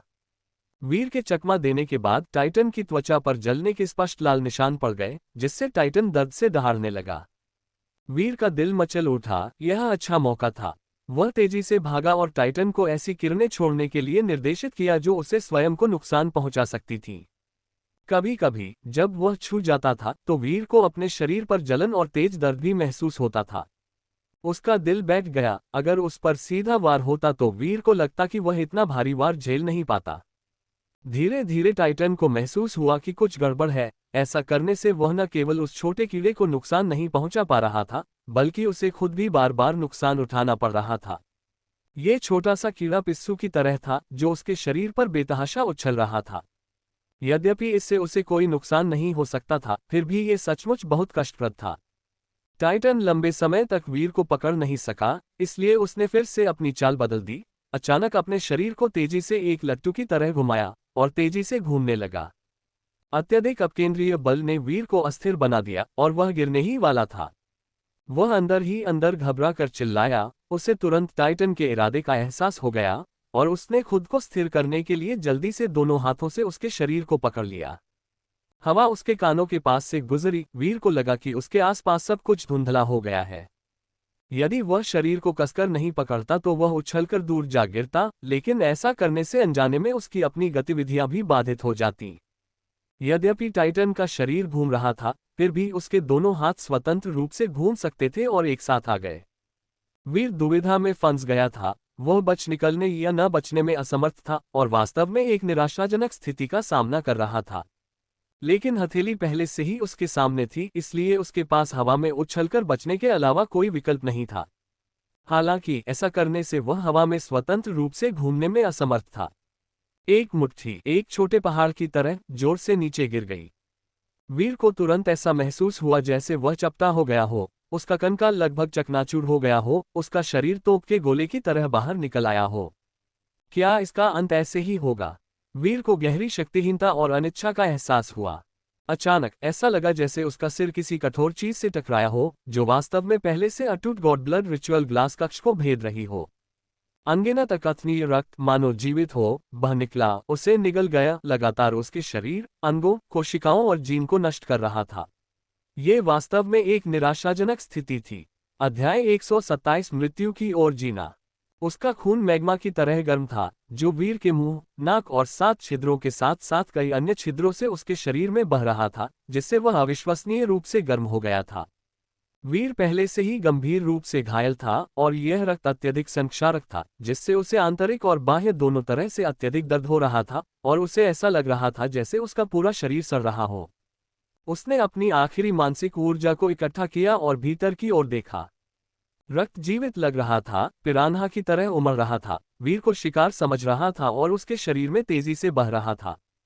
वीर को ऐसा महसूस हुआ जैसे वे छोटे छोटे कीड़े लगातार उसके शरीर की गहराई में घुस रहे हैं, उसके मूल मानव जीन को कुतर रहे हैं, और ऐसा प्रतीत हो रहा है कि वे उसे किसी अज्ञात अस्तित्व में बदलने की कोशिश कर रहे हैं। उसने पहले भी इस ईश्वर रक्त अनुष्ठान का विरोध किया था, लेकिन उसने अंत में इसके फंसने की उम्मीद नहीं की थी। वह जानता था कि यदि वह प्रतिरोध नहीं करेगा तो उसे कोई नुकसान नहीं होगा और वह सीधे ही सुनहरे बालों वाले, नीली आंखों वाले ईश्वर के बच्चों में परिवर्तित हो जाएगा। अन्यथा यदि दुर्बल शोधकर्ता भी ईश्वर रक्त अनुष्ठान का सामना कर सकते हैं, तो ये पूरी तरह से अतार्किक होगा यदि वह अपनी अधिक प्रबल जीवन शक्ति के साथ भी ऐसा न कर सके। लेकिन वीर के लिए अपना प्रतिरोध त्यागना असंभव था।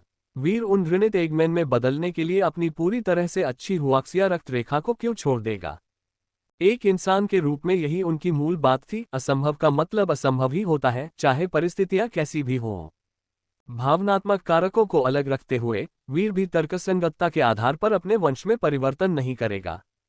ये ज्ञात है कि जब से मानवता ने ऐतिहासिक रिकॉर्ड रखना शुरू किया, तब से हुआक्सिया सभ्यता एकमात्र प्राचीन सभ्यता है जो प्राचीन काल से तकनीकी युग और फिर अंतरतारकीय युग तक जारी रही है, और इसकी चीनी पौराणिक कथा सबसे शानदार है। इसके पौराणिक पात्रों में कई ऐसे भयंकर व्यक्ति हैं जो स्वर्ग और पृथ्वी को नष्ट कर सकते थे, और कई ऐसे भी थे जो स्वर्गीय दाव को पार कर गए या यहाँ तक कि उसमें हेरफेर भी कर सकते थे। इसके विपरीत अन्य सभ्यताओं के पौराणिक पात्र केवल स्वर्गीय ताओ कानून के दास हैं, जो बिना योग्यता के अपने पदों पर आसीन हैं, और एक बार जब वे अपनी दिव्य स्थिति से गिर जाते हैं और उनकी दिव्यता नष्ट हो जाती है, तो वे कुछ भी नहीं रह जाते हैं।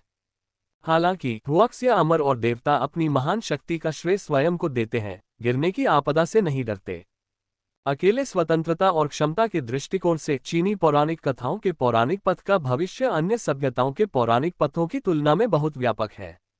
यदि किसी को यह नहीं पता तो ऐसा ही हो, लेकिन वीर विभिन्न प्राचीन सभ्यताओं के मिथकों से भली भांति परिचित था। क्या वह तिल के बीज लेने के लिए तरबूज फेंकने जैसा मूर्खतापूर्ण काम करेगा? स्पष्ट नहीं। इसलिए वीर निश्चित रूप से एगमैन में परिवर्तित नहीं होगा। उनके प्रतिरोध से पूरे भगवान रक्त अनुष्ठान में दंगा भड़क गया। रक्त लाल दिव्य रक्त निरंतर बहता रहा, एक अकथनीय क्रोध की भावना के साथ धीरे धीरे बढ़ता हुआ, ज्वार की तरह लहरों में आता हुआ, देवताओं की इच्छा का विरोध करने वाले इस व्यक्ति को पूरी तरह से डुबो देने की कसम खाता हुआ। दिव्य रक्त ने वीर के पूरे शरीर को रेंगते हुए कीड़ों की तरह ढक दिया, जिससे वह रक्त से लथपथ हो गया। वीर उसके भीतर पालथी मारकर बैठ गया, स्वयं की रक्षा कर रहा था, लेकिन दिव्य रक्त लगातार दरारें ढूंढ रहा था, उसके शरीर में घुस रहा था, जिससे उसे बहुत दर्द हो रहा था। दिव्य रक्त लगातार बह रहा था, एक अविश्वसनीय रूप से भयानक और भयावह दृश्य जिसके पीछे असीम हत्या का इरादा छिपा था। यहाँ तक कि टाइटन ने भी वीर को देव रक्त अनुष्ठान में डूबा हुआ देखकर उसके पास जाने की जरा भी हिम्मत नहीं की। उसके यांत्रिक और कठोर चेहरे पर आशंका के भाव प्रकट हो रहे थे।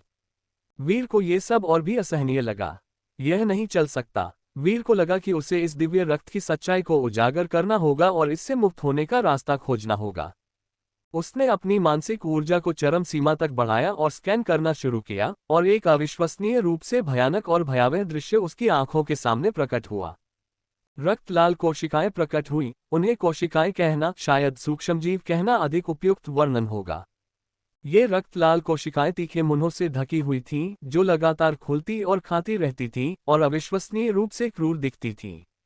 जब वे शरीर में प्रवेश करते हैं तो वे तुरंत कोशिकाओं को खाना शुरू कर देते हैं, उन्हें दूसरे आकार में बदल देते हैं, मूल जीन को उनके द्वारा धारण किए गए जीन से बदल देते हैं। वीर को मतली का एहसास हुआ तो ये तथाकथित भगवान रक्त अनुष्ठान इस तरह की चीज थी। जीन में परिवर्तन करने की इस विधि ने उसे अपने पिछले जीवन में देखी गई एक डरावनी फिल्म एलियन ब्लैकवाटर की याद दिला दी। यह उसे एक राक्षस में बदल रहा था जिसे वह कतई बर्दाश्त नहीं कर सकता था। उसे अपने आप को बचाने का कोई रास्ता खोजना था, लेकिन कैसे? ये दिव्य रक्त कोशिकाएं बहुत ही भयानक थीं, उनमें अद्भुत जीवन शक्ति थी तथा वे ऊर्जा से भरपूर थीं। क्या उन्हें परिष्कृत किया जा सकता है? वीर का दिल धड़क उठा और उसने क्यूई शोधन तकनीक को सक्रिय कर दिया। उसका पेट भट्टी की तरह तप रहा था। उसने अब और विरोध नहीं किया, बल्कि दिव्य रक्त को गटक लिया और पूरी ताकत से उसे परिष्कृत करने लगा। जैसे ही दिव्य रक्त उसके शरीर में प्रवेश किया, उसे प्यास बुझाने के लिए जहर पीने जैसा महसूस हुआ, जिससे उसके पूरे शरीर में तीव्र पीड़ा होने लगी। क्यूई में शोधन सार स्वतः ही एक भट्टी की तरह प्रसारित हुआ, उन्हें जलाकर परिष्कृत किया, उन्हें एक गर्म धारा में बदल दिया जो उसके शरीर में प्रवाहित हुई। दिव्य रक्त को भी खतरे का एहसास हो गया, वह उसके शरीर के भीतर लगातार उमड़ता रहा और वीर के आंतरिक अंगों को उलट-पुलट कर दिया। वीर को आंतरिक और बाह्य दोनों तरह से बहुत दर्द महसूस हुआ और वह लगभग बेहोश हो गया। लेकिन उसने हठपूर्वक दृढ़ इच्छाशक्ति से सहन किया, यदि वह अब बेहोश हो जाता तो सचमुच उसकी मृत्यु निश्चित थी। उसे डटे रहना पड़ा। दिव्य रक्त कोशिकाओं में अद्भुत ऊर्जा थी और परिष्कृत होने के बाद वे मैग्मा जितनी मोटी हो गईं। वीर को लगा जैसे वह जरूरत से ज्यादा भर जाने के कारण फट जाएगा। ऐसी भयानक चीज का स्वामित्व विशालकाय फार्मास्यूटिकल के पास बिल्कुल नहीं हो सकता। अंतरतारकीय मुख्यालय। वीर का दिल बैठ गया। उसे धुंधला सा याद आया कि फ्रैंक ने कहा था कि जायंट फार्मास्यूटिकल सौरमंडल में सिर्फ एक सहायक कंपनी है जिसका मुख्यालय ऊपर है। ये विचार अचानक मन में कौंध गए। जीवन और मृत्यु के महत्वपूर्ण क्षण में गहन चिंतन के लिए किसके पास समय था।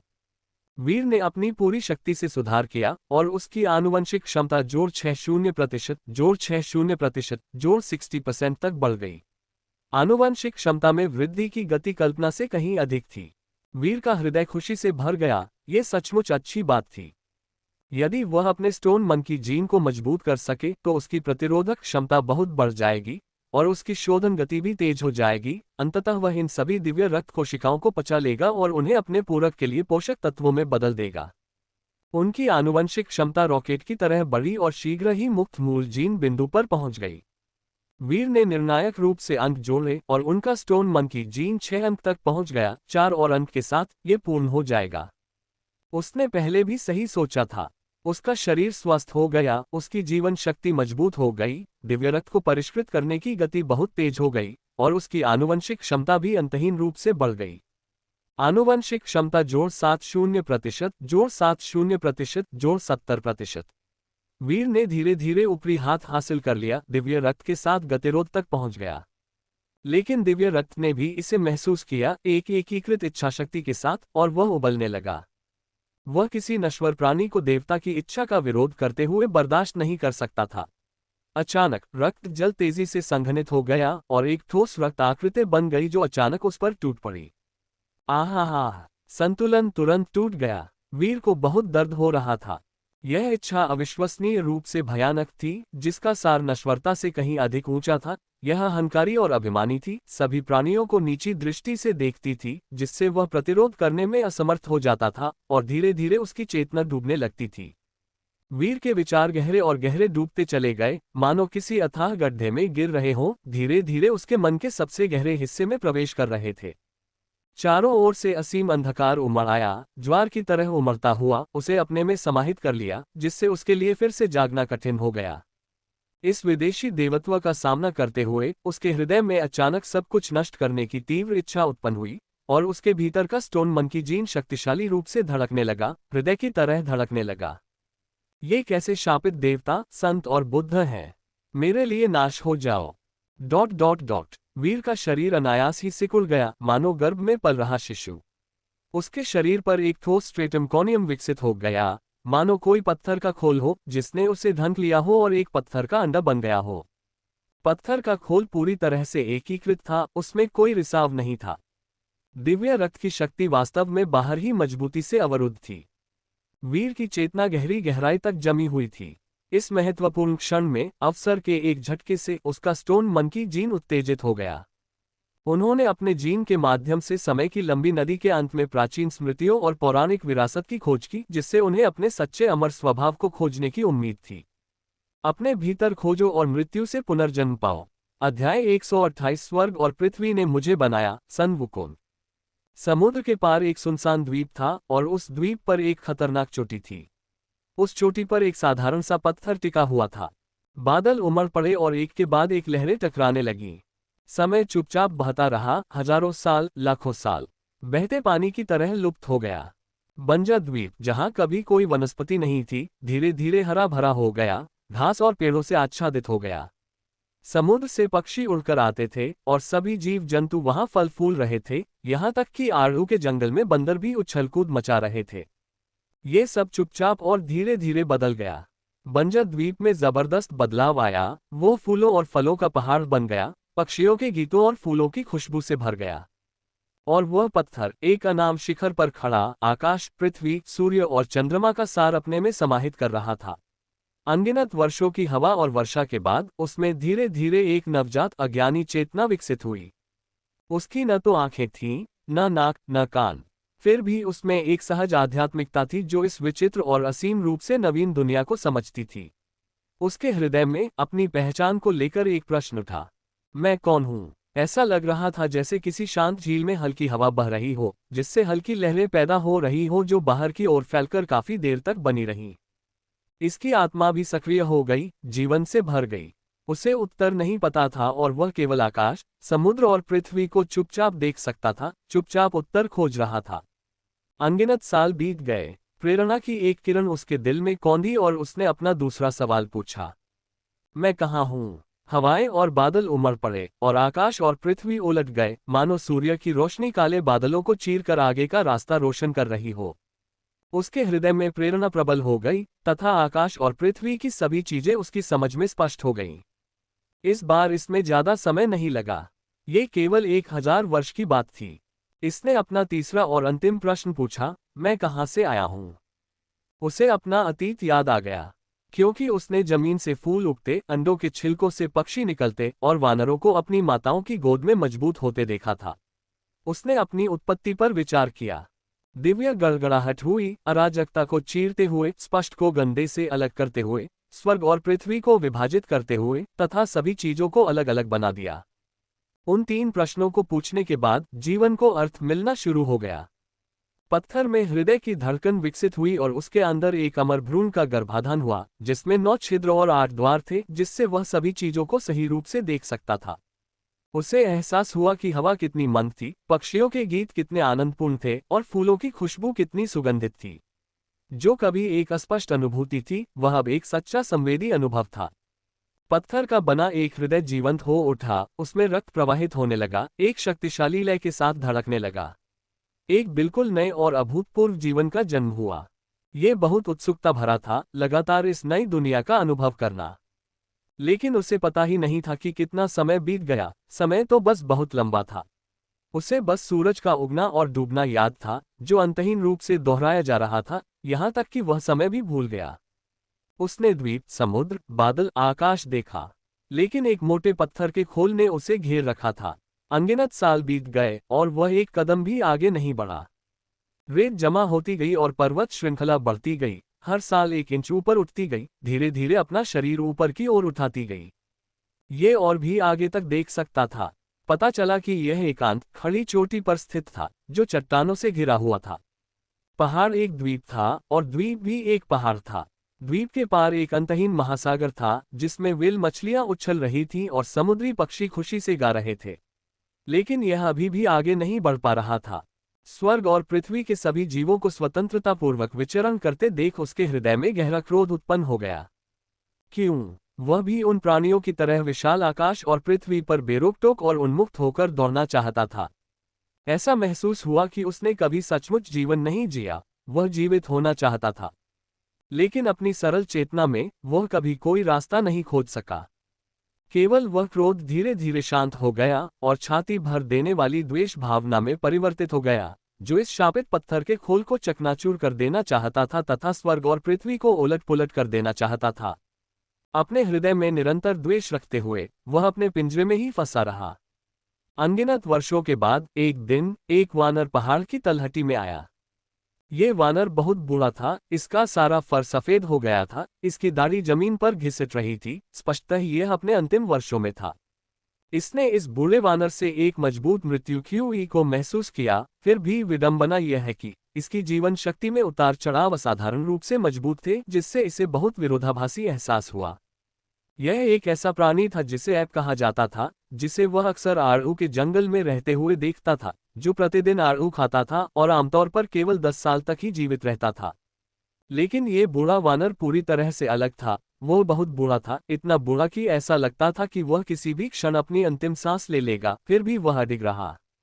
उसने इतना बूढ़ा वानर पहले कभी नहीं देखा था। उसे लग रहा था कि यह बूढ़ा वानर कम से कम 100 साल से अधिक जीवित रहा होगा। उस पुरुष ने ये कैसे किया?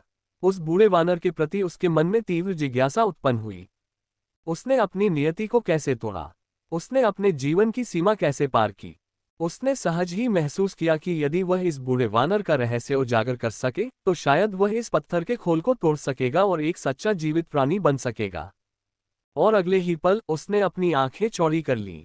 चांद चमक रहा था और तारे कम थे।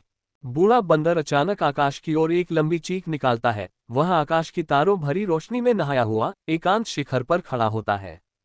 तारों की रोशनी समुद्र में बहती हुई सैकड़ों नदियों की तरह एकत्रित हो रही थी, जो बूढ़े वानर के सफेद फर के माध्यम से उसके शरीर में प्रवेश कर रही थी और उसकी जीवन शक्ति को मजबूत कर रही थी।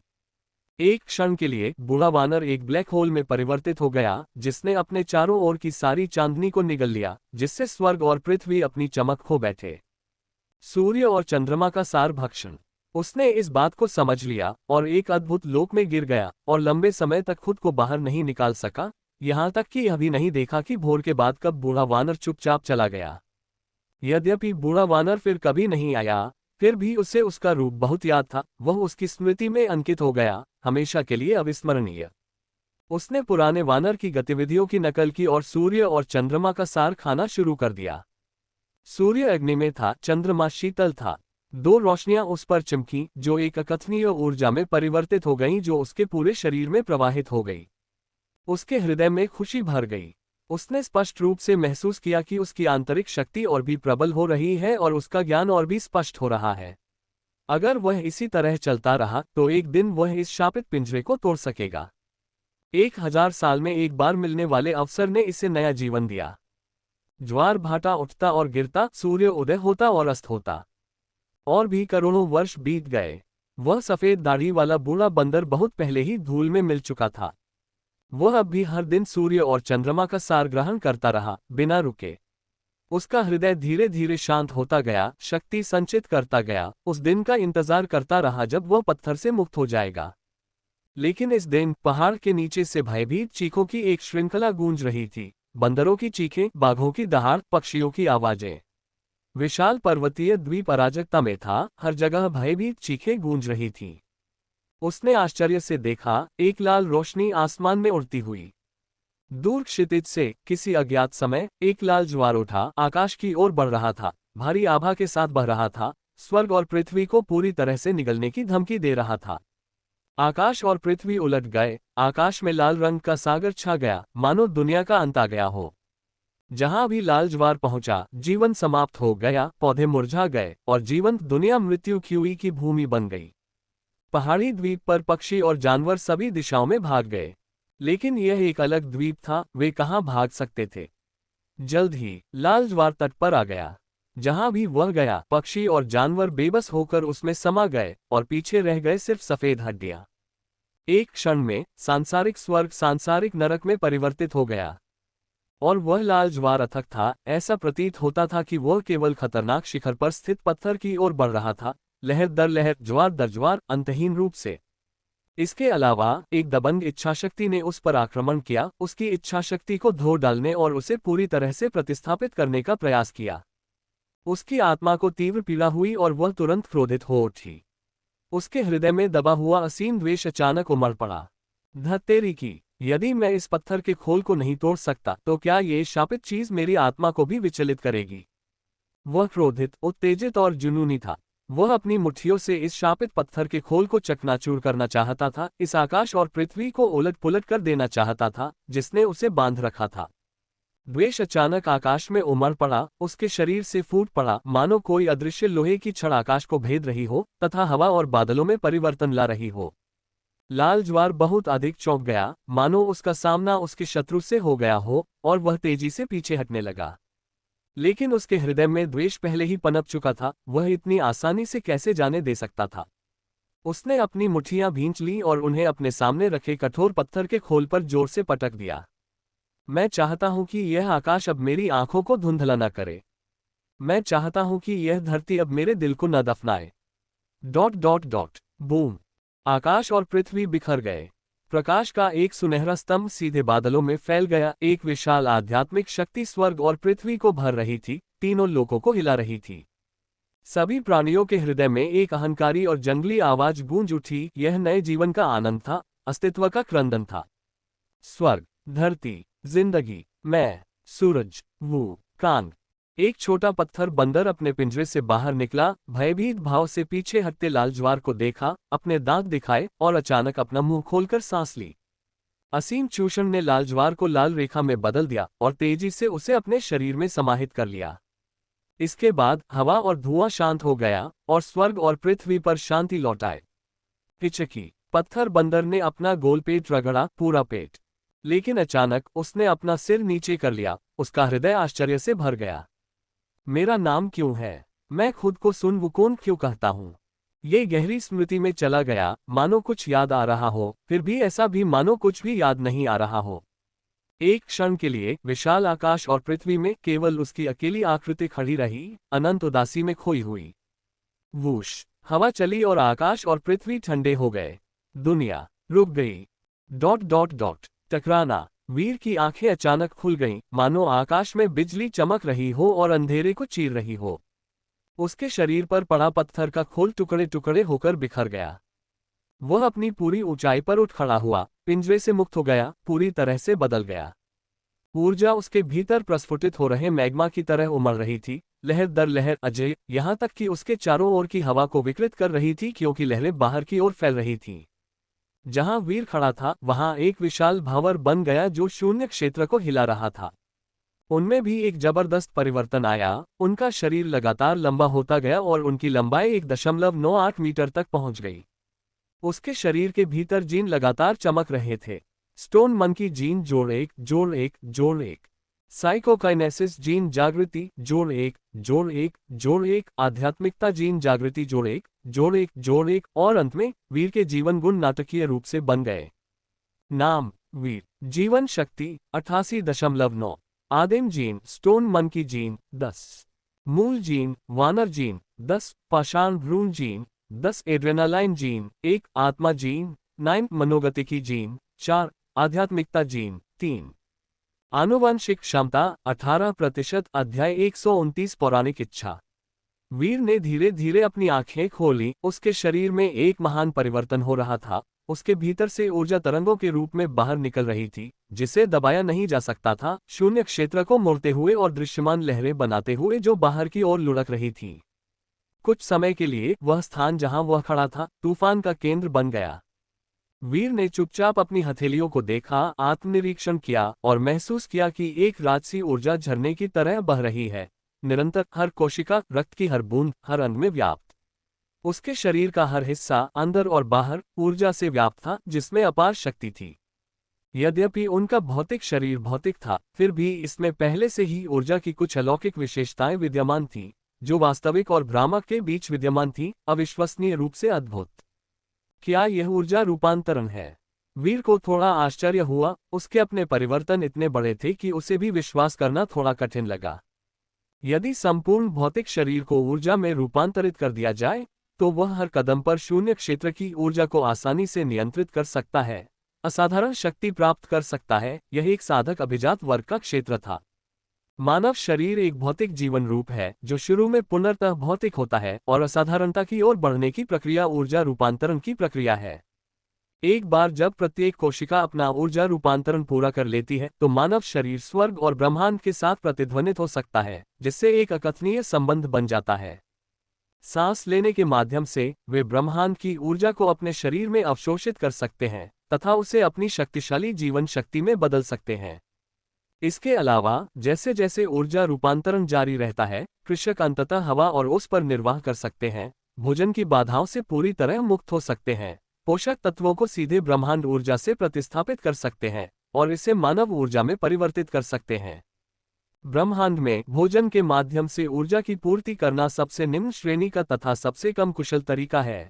30% की ऊर्जा रूपांतरण दर को पहले से ही बहुत कुशल माना जाता है, लेकिन प्रत्यक्ष रूप से भक्षण की जाने वाली ऊर्जा को सीधे शुद्धतम जीवन ऊर्जा में परिवर्तित किया जा सकता है, जिसकी रूपांतरण दर 80% से अधिक सामान्य है, और यह भोजन में मौजूद अशुद्धियों को मानव शरीर को प्रभावित करने से भी रोक सकता है।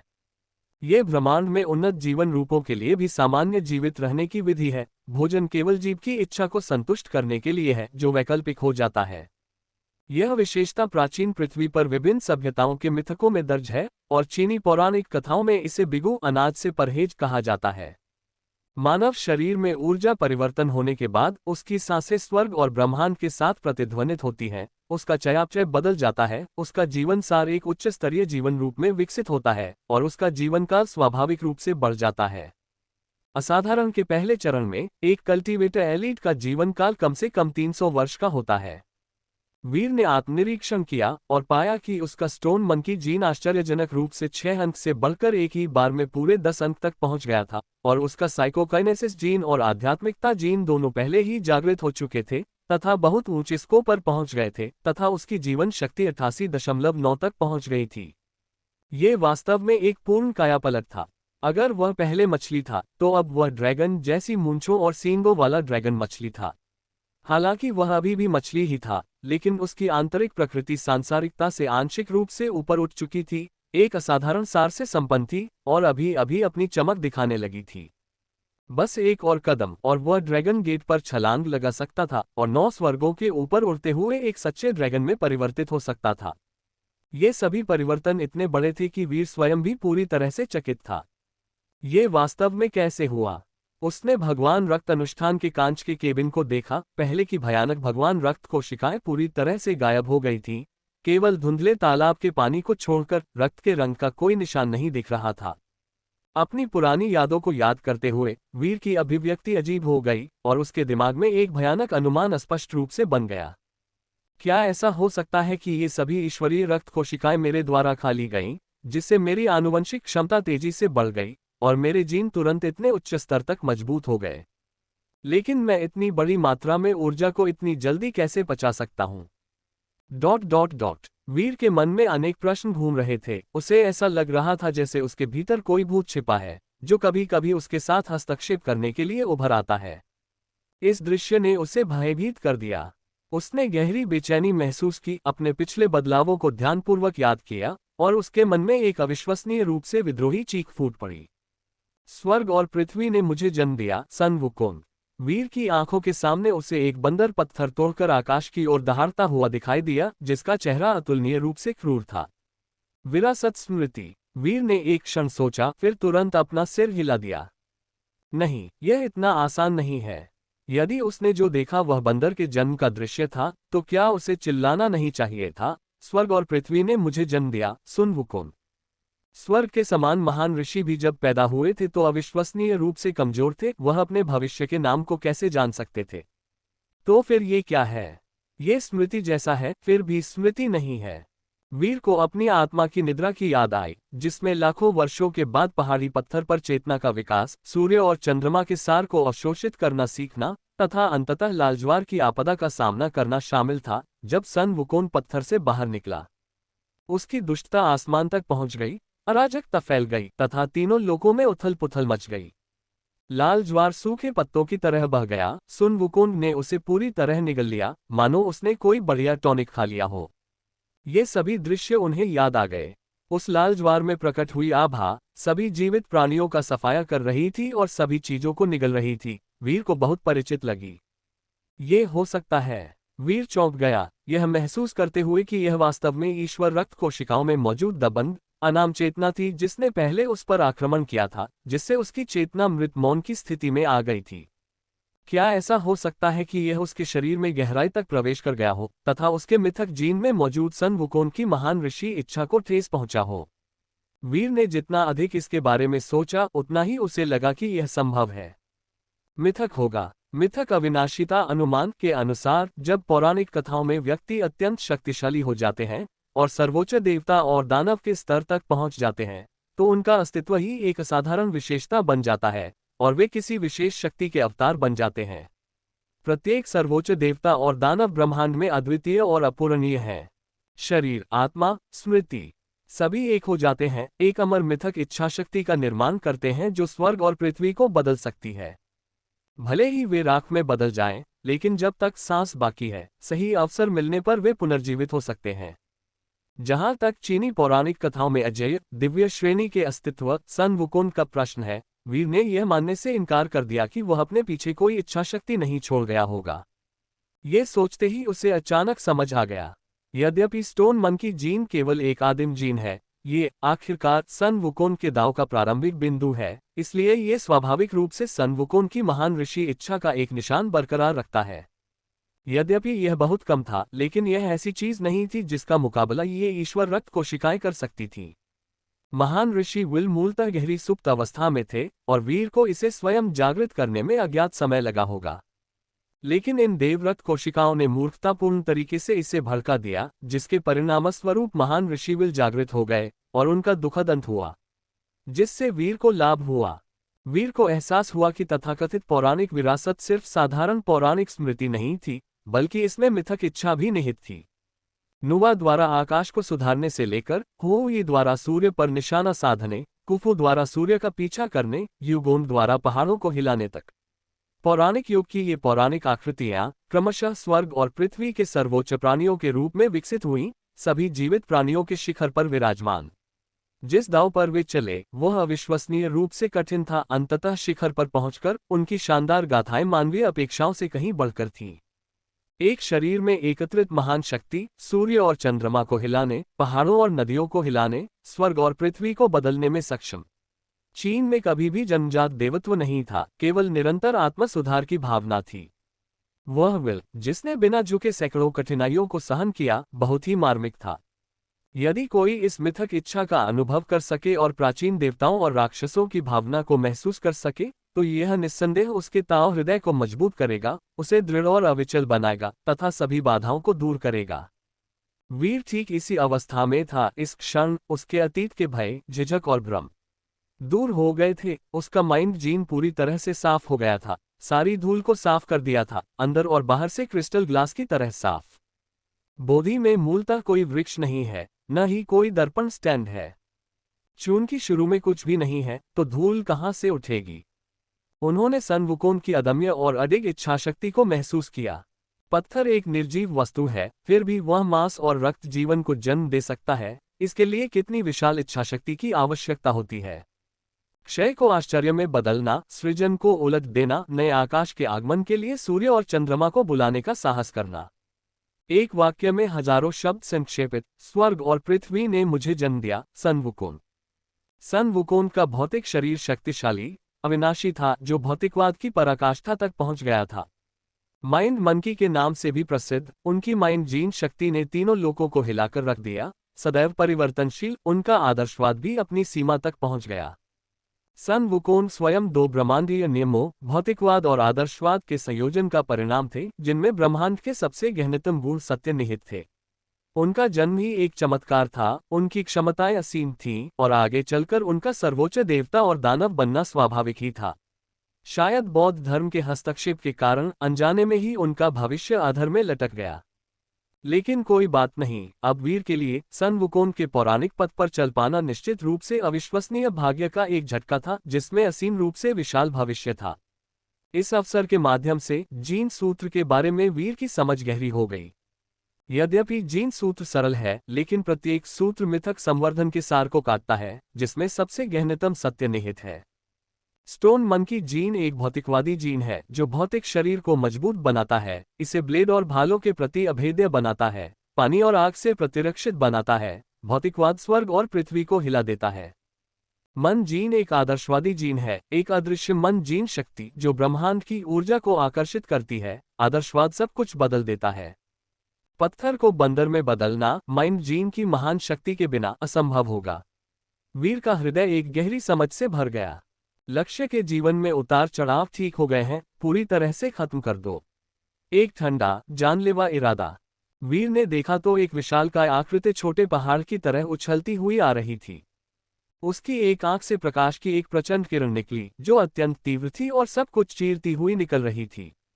कांच का केबिन तुरंत दो टुकड़ों में विभाजित हो गया, जो सीधे वीर की ओर बढ़ रहा था और उसे टुकड़ों में काटने का इरादा था।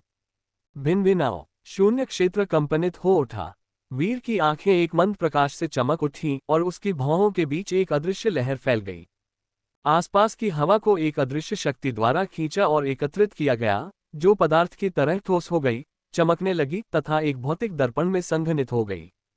जल्दी से आना। प्रकाश की किरण दर्पण से विकृत हो गई, तुरंत वापस उछली और टाइटन पर हिंसक रूप से प्रहार किया, जिससे वह दर्द से दहाड़ने लगा। वीर उछल पड़ा, उसके शरीर से सभी जीवों के प्रति अहंकार की आभा उठ रही थी, मानो पौराणिक कथाओं से स्वर्ग के समान महान ऋषि मानव संसार में लौट आए हों। मुझे पहले भी बहुत बुरी तरह पीटा गया था, अब समय आ गया है कि मैं भी उसका बदला चुका हूं। महान ऋषि मरे नहीं हैं, केवल दिवंगत हो गए हैं। अब महान ऋषि वापस आ गए हैं। अध्याय 130 महान ऋषि की वापसी। हाँ, वीर उछला, मानो कलाबाजी कर रहा हो, और अचानक 30 मीटर से भी ज्यादा ऊंचा कूद गया। उसका शरीर उलट गया और वह उल्कापिंड की तरह नीचे गिरा और तेजी से नीचे उतरते हुए हवा में लहरें पैदा कर रहा था। महान ऋषि उच्च स्वर्ग से नश्वर संसार में गिरते हुए वापस लौटते हैं। एक ही मुक्का से ऐसा लग रहा था जैसे वह धरती को पूरी तरह से चकनाचूर कर देगा। पॉप पॉप पॉप, हवा में चिलचिलाती रोशनी की किरणें फैल गईं। वीर ने अपनी अदृश्य साइकोकाइनेसिस को सक्रिय कर दिया, जिससे हवा ठोस दर्पणों में संघनित हो गई, जिससे प्रकाश किरणें वापस परावर्तित हो गईं और टाइटन को भारी क्षति पहुंची। साइकोकाइनेसिस जीन सक्रिय करें। यह एक ऐसा जीन है जो मनोगतिक शक्ति उत्सर्जित कर सकता है, अदृश्य ऊर्जा को नियंत्रित कर सकता है और दूर से वस्तुओं को चला सकता है। इसकी शक्ति काफी रहस्यमय है। मनोगतिक शक्ति स्वयं भी मानसिक ऊर्जा का एक रूपांतरण है, जो अमूर्त मानसिक ऊर्जा को पर्याप्त हेरफेर शक्ति प्रदान करती है। हालांकि अपनी अलौकिक प्रकृति के कारण मनोगतिक शक्ति अक्सर बहुत कमजोर होती है, केवल दूसरों के साथ हस्तक्षेप करने में सक्षम होती है और सीधे वास्तविक प्रभावी क्षति पहुंचाने में असमर्थ होती है। वर्चुअल मार्शल आर्ट्स टॉवर में पहले जिस इंटरस्टेलर योद्धा वीर का सामना हुआ था, वह भी ऐसा ही था। उसकी साइकोकाइनेसिस वास्तव में बहुत शक्तिशाली नहीं थी, लेकिन वीर के हाथों में ये बिल्कुल अलग था। आत्मा जीन अपनी अधिकतम सीमा तक मजबूत हो गया, अपनी सीमा को पार कर गया, एक बार मनोगतिक शक्ति में परिवर्तित हो गया। यह एक शक्तिशाली ज्वार की तरह उभरा, जो शून्य क्षेत्र को हिला देने के लिए पर्याप्त था। स्टोन मन की जीन और मानसिक जीन का संयोजन कितना शक्तिशाली था। वीर की जीवन शक्ति बढ़ गई और अब उसे यह महसूस नहीं हुआ कि टाइटन का जीवन दबाव कितना भयानक था। यह इससे अधिक कुछ नहीं है।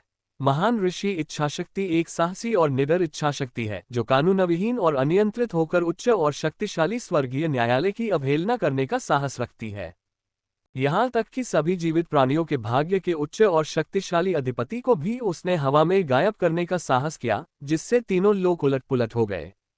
ये टाइटन तो बस ग्रीक पौराणिक कथाओं का एक हारा हुआ प्राणी था, जिसे ज़्यूस और दूसरे देवताओं ने उसके दिव्य सिंहासन से खदेड़ दिया था।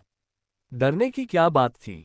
वीर ने महान ऋषि इच्छा को समझ लिया, मानो वह मानव जगत में महान ऋषि का अवतार बन गया हो। अब उसमें थोड़ी सी भी डरपोकता नहीं दिख रही थी। अरे, यह मुक्का ले लो। उसका शरीर आकाश में ऊंचे से नीचे उतरा, उसके शरीर की गति को अपने साथ लिए हुए। उसकी सारी शक्ति उसकी हथेलियों में समा गई, उसकी मुट्ठियां आकाश पलटने वाले हथौड़ों की तरह जोर जोर से नीचे गिर रही थीं। मेरे लिए खोलो। उसकी मुट्ठी का बल माउंट बुझो के ढहने जैसा था, जिसने मानव संसार को दबा दिया। टाइटन की आंखें भी क्रोध से भरी थीं। उसने अपनी भुजाएं आकाश की ओर उठाईं, ग्रीक पौराणिक कथाओं के आकाश धारण करने वाले टाइटन देवता की तरह, और अपने शरीर को किसी दिव्य स्तंभ की तरह और सीधे आगे की ओर झपटा। दोनों मुट्ठियां टकरा गईं। वीर पीछे की ओर उड़ गया, कुशलता से लट्टू की तरह हवा में लुढ़का, फिर अपने पैर जमाए।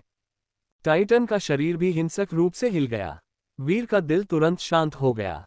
टाइटन के 15 मीटर लंबे शरीर के सामने वह एक कीड़े के समान छोटा था, फिर भी उनकी ताकत दूर तक नहीं थी। हालांकि टाइटन जीन एक उत्कृष्ट जीन है, फिर भी उसकी ताकत जबरदस्त है। वह विभिन्न ऊर्जाओं को स्वतंत्र रूप से नियंत्रित कर सकता है और उसका भौतिक शरीर लोहे की तरह कठोर है, लगभग बिना किसी दोष के। सचमुच एक सर्वांगीण शक्ति। लेकिन शायद एक निश्चित दृष्टिकोण से, क्योंकि वह एक ऑलराउंडर है, इसलिए वह किसी भी काम में अच्छे नहीं हैं। इस संसार में न तो कोई अजेय जाति है, न ही कोई अजेय व्यक्ति है, और स्वाभाविक रूप से कोई अजेय जीन भी नहीं है। हालांकि यह टाइटन जीन निश्चित रूप से बहुमुखी है, लेकिन इसकी कोई भी क्षमता शीर्ष स्तर की नहीं है। हालांकि स्टोन मन की जीन एक आदिम जीन है, एक पूरी रैंक नीचे। ये शारीरिक वृद्धि में माहिर है, चरम सीमा तक पहुंचता है। ब्लेड और भालों से अभेद्य, पानी और आग से अछूता। शारीरिक वृद्धि के मामले में मेरा स्टोन मन की जीन किसी भी अन्य जीन से कम नहीं है। वीर ने पुनः आक्रमण किया, अपनी फुर्तीली आकृति और भारी मुट्ठी की शक्ति पर भरोसा करते हुए उसने कुछ समय के लिए टाइटन के आक्रमण को पूरी तरह से झेला। क्या टाइटन हैरान और क्रोधित था, बस उसे लग रहा था कि उसके सामने खड़ा ये छोटा सा कीड़ा बिल्कुल अलग है। उसके छोटे से शरीर में एक शक्तिशाली शक्ति थी जिसने उसे बेहद सतर्क कर दिया था। ये सब कुछ एक पल में घटित हुआ। इतने कम समय में एक छोटा सा कीट इतना बड़ा परिवर्तन कैसे कर सकता है? आनुवंशिक इंजीनियरिंग की सर्वोत्तम रचना होने के बावजूद भी टाइटन इसे समझ नहीं सका। लेकिन ये सही था कि वह समझ नहीं सका। पौराणिक सार के संदर्भ में टाइटन की तुलना स्वर्ग के समान महान ऋषि से कैसे की जा सकती है? यह एक छोटी चींटी की तरह था जो एक विशाल कुंड की विशालता को समझने की कोशिश कर रही थी। टाइटन की एकमात्र आंख से प्रकाश की किरणें बेतहाशा निकल रही थीं, जो वर्षा की तरह घनी थीं, चारों ओर फैल रही थीं, अपने रास्ते में आने वाली हर चीज को चीरती हुई। वीर की आंखें फड़क उठीं और उसकी मनोगतिकी शक्ति बाहर निकल आई, शून्य क्षेत्र को विकृत कर दिया। हवा ने एक भंवर बना दिया जिससे प्रकाश की किरणें विक्षेपित हो गईं और वीर को जरा भी नुकसान नहीं पहुंचा सकी। आग की लपटें उठीं, तेज हवाएं चली, बिजली चमकी। टाइटन की एक आंख लगातार चमक रही थी, अपनी पूरी ताकत का इस्तेमाल करते हुए विभिन्न ऊर्जाएं उमड़ पड़ी जिसने तुरंत वीर को अपने आगोश में ले लिया। वीर ने न तो चकमा दिया और न ही टाला, उसने ज्वार जैसे आक्रमण का सीधा सामना किया। उसके होठों पर एक ठंडी मुस्कान थी। क्या यही आपकी सारी ताकत है? किंवदंती है कि महान ऋषि स्वर्ग तक चढ़ सकते थे और पृथ्वी पर उतर सकते थे, ब्लेड के पहाड़ों में प्रवेश कर सकते थे और सर्वशक्तिमान आग के समुद्र का सामना कर सकते थे। यह ऊर्जा प्रभाव भयंकर लग रहा था, लेकिन इसकी तीव्रता अधिक नहीं थी। वीर का स्टोन मन की जीन पहले से ही अपने चरम पर था, जिससे पानी और आग के प्रति उसकी अभेद्यता बहुत बढ़ गई थी और उसे बिल्कुल भी दबाव महसूस नहीं हुआ। वह धीरे धीरे ऊर्जा के प्रवाह से बाहर निकल आया, पूरी तरह से सुरक्षित। उसके चेहरे पर उदासीनता का भाव था। उसने सोचा था कि यह एक दुर्जय शत्रु है, लेकिन अप्रत्याशित रूप से यह बाहर से तो शक्तिशाली था, लेकिन अंदर से कमजोर था। आखिरकार इस टाइटन को कृत्रिम रूप से दवाओं से विकसित किया गया था। उसकी अपार शक्ति उसकी अपनी मेहनत से विकसित नहीं हुई थी और अपनी क्षमताओं का उपयोग करने का उसका तरीका भी बहुत आदिम था। वह केवल ये जानता था कि ऊर्जा को अंधाधुंध कैसे मुक्त किया जाए, लेकिन ऊर्जाओं की परस्पर क्रिया को नहीं समझता था, जैसे हवा और आग का फैलना, गड़गड़ाहट और आग का गिरना, हवा और गड़गड़ाहट का एकत्र होना। इनमें से कोई भी ऊर्जा संयोजन एकल ऊर्जा से कहीं अधिक शक्तिशाली होगा। शायद वह पहले अपने विरोधियों को क्रूर शक्ति से कुचल सकता था, जो अजेय प्रतीत होते थे, लेकिन अब वीर का सामना करते हुए एक ऐसे प्रतिद्वंद्वी जिसकी जीवन शक्ति उससे बहुत कम नहीं थी, उसके तरीके बहुत अनाड़ी लग रहे थे। बंदर मुट्ठी। वीर ने अपनी चाल ढाल की तकनीक का प्रयोग किया और फुर्ती से चकमा दिया। उसने दिव्य कौशल से एक साधारण बंदर मुट्ठी का इस्तेमाल किया। उसकी चाल फुर्तीली और फिसलन भरी थी। वह अचानक टाइटन के अति विशाल शरीर पर कूद पड़ा और लगातार दौड़ने लगा। महान ऋषि वानरों के पूर्वज थे। महान ऋषि इच्छाशक्ति को समझकर वीर की वानर मुट्ठी की महारत अविश्वसनीय स्तर पर पहुंच गई थी, जिससे वह पूरी तरह से मानव आकार के वानर में बदल गया था। क्या मैं सचमुच बंदर के रास्ते पर चल पड़ूंगा और कभी वापस नहीं आऊंगा? वीर के हृदय में अकथनीय दुख की लहर उठी, किंतु उसके हाथों की गति तनिक भी धीमी नहीं हुई। उसकी मुट्ठियां बिजली की तरह गिरी, टाइटन की बगलों, गले, हृदय और अन्य महत्वपूर्ण स्थानों पर निशाना साधते हुए जोरदार धमाकों की आवाजें पैदा की। टाइटन लगातार थप्पड़ मार रहा था और वीर को मांस की टिकिया में बदलने की कोशिश कर रहा था। वीर एक फिसलन भरे बंदर में बदल गया, हर जगह चकमा दे रहा था, हर वार से पूरी तरह बच रहा था। टाइटन का शरीर पहाड़ के समान मजबूत था, जिससे उसे अपनी गतिशीलता तकनीक दिखाने और स्वतंत्र रूप से चकमा देने की जगह मिल गई। टाइटन का चेहरा लगातार क्रोधित होता जा रहा था। उसे केवल यह महसूस हो रहा था कि यह छोटा सा कीड़ा एक पिस्सू की तरह है, जो इधर उधर उछल रहा है, अपने छोटे शरीर पर भरोसा करके हर जगह दौड़ रहा है, हमेशा पकड़े जाने से बच रहा है। कुछ समय के लिए दोनों के बीच पूर्ण गतिरोध हो गया, लेकिन टाइटन को हल्के में नहीं लिया जा सकता था। हालांकि वह एक कृत्रिम रचना थी, जन्म से विकसित हुई थी और उसे युद्ध का ज्यादा अनुभव नहीं था, फिर भी उसकी बुद्धिमत्ता कम नहीं थी। जल्द ही उसे कुंजी का पता चल गया। इस छोटे कीड़े को वश में करने के लिए उसे सबसे पहले उसकी गतिविधियों को सीमित करना होगा। टाइटन की एक आंख हल्की सी चमकी और बर्फ के क्रिस्टल तेजी से उसकी त्वचा पर संघनित हो गए, भयंकर रूप से आकर उसके शरीर को कवच की तरह ढकने लगे। क्या? वीर ने बहुत देर से प्रतिक्रिया दी और कुछ बर्फ के क्रिस्टल उसके शरीर से चिपक गए। कुछ ही सेकंड में वे उसके पूरे शरीर पर फैल गए, जिससे वह एक बर्फ की मूर्ति में बदल गया, जो हिल भी नहीं पा रहा था। वह आजाद होने ही वाला था। मैं तुम्हें पकड़ लूंगा, मर जा। टाइटन ने जोरदार ठहाका लगाया, अपनी हथेली आगे बढ़ाते हुए। उसका चेहरा क्रूर था, वह वीर को चूर्ण में बदलकर निगल जाना चाहता था। वीर बड़ी मुश्किल से अपना सिर उठा पाया और उसने 5 अंगुल पर्वत को देखा जो उसके सिर और पूरे शरीर को घेरे हुए था। उसकी अभिव्यक्ति स्तब्ध थी, एक परिचित दृश्य जो कभी बहुत निराशाजनक था। वीर का चेहरा गुस्से से तमतमा उठा और उसके दिल की गहराइयों से एक प्राचीन, अदम्य क्रूरता उभरी। उसके साथ एक हिंसक आवाज भी गूंजी। क्या आप सोचते हैं कि आप तथागत बुद्ध हैं?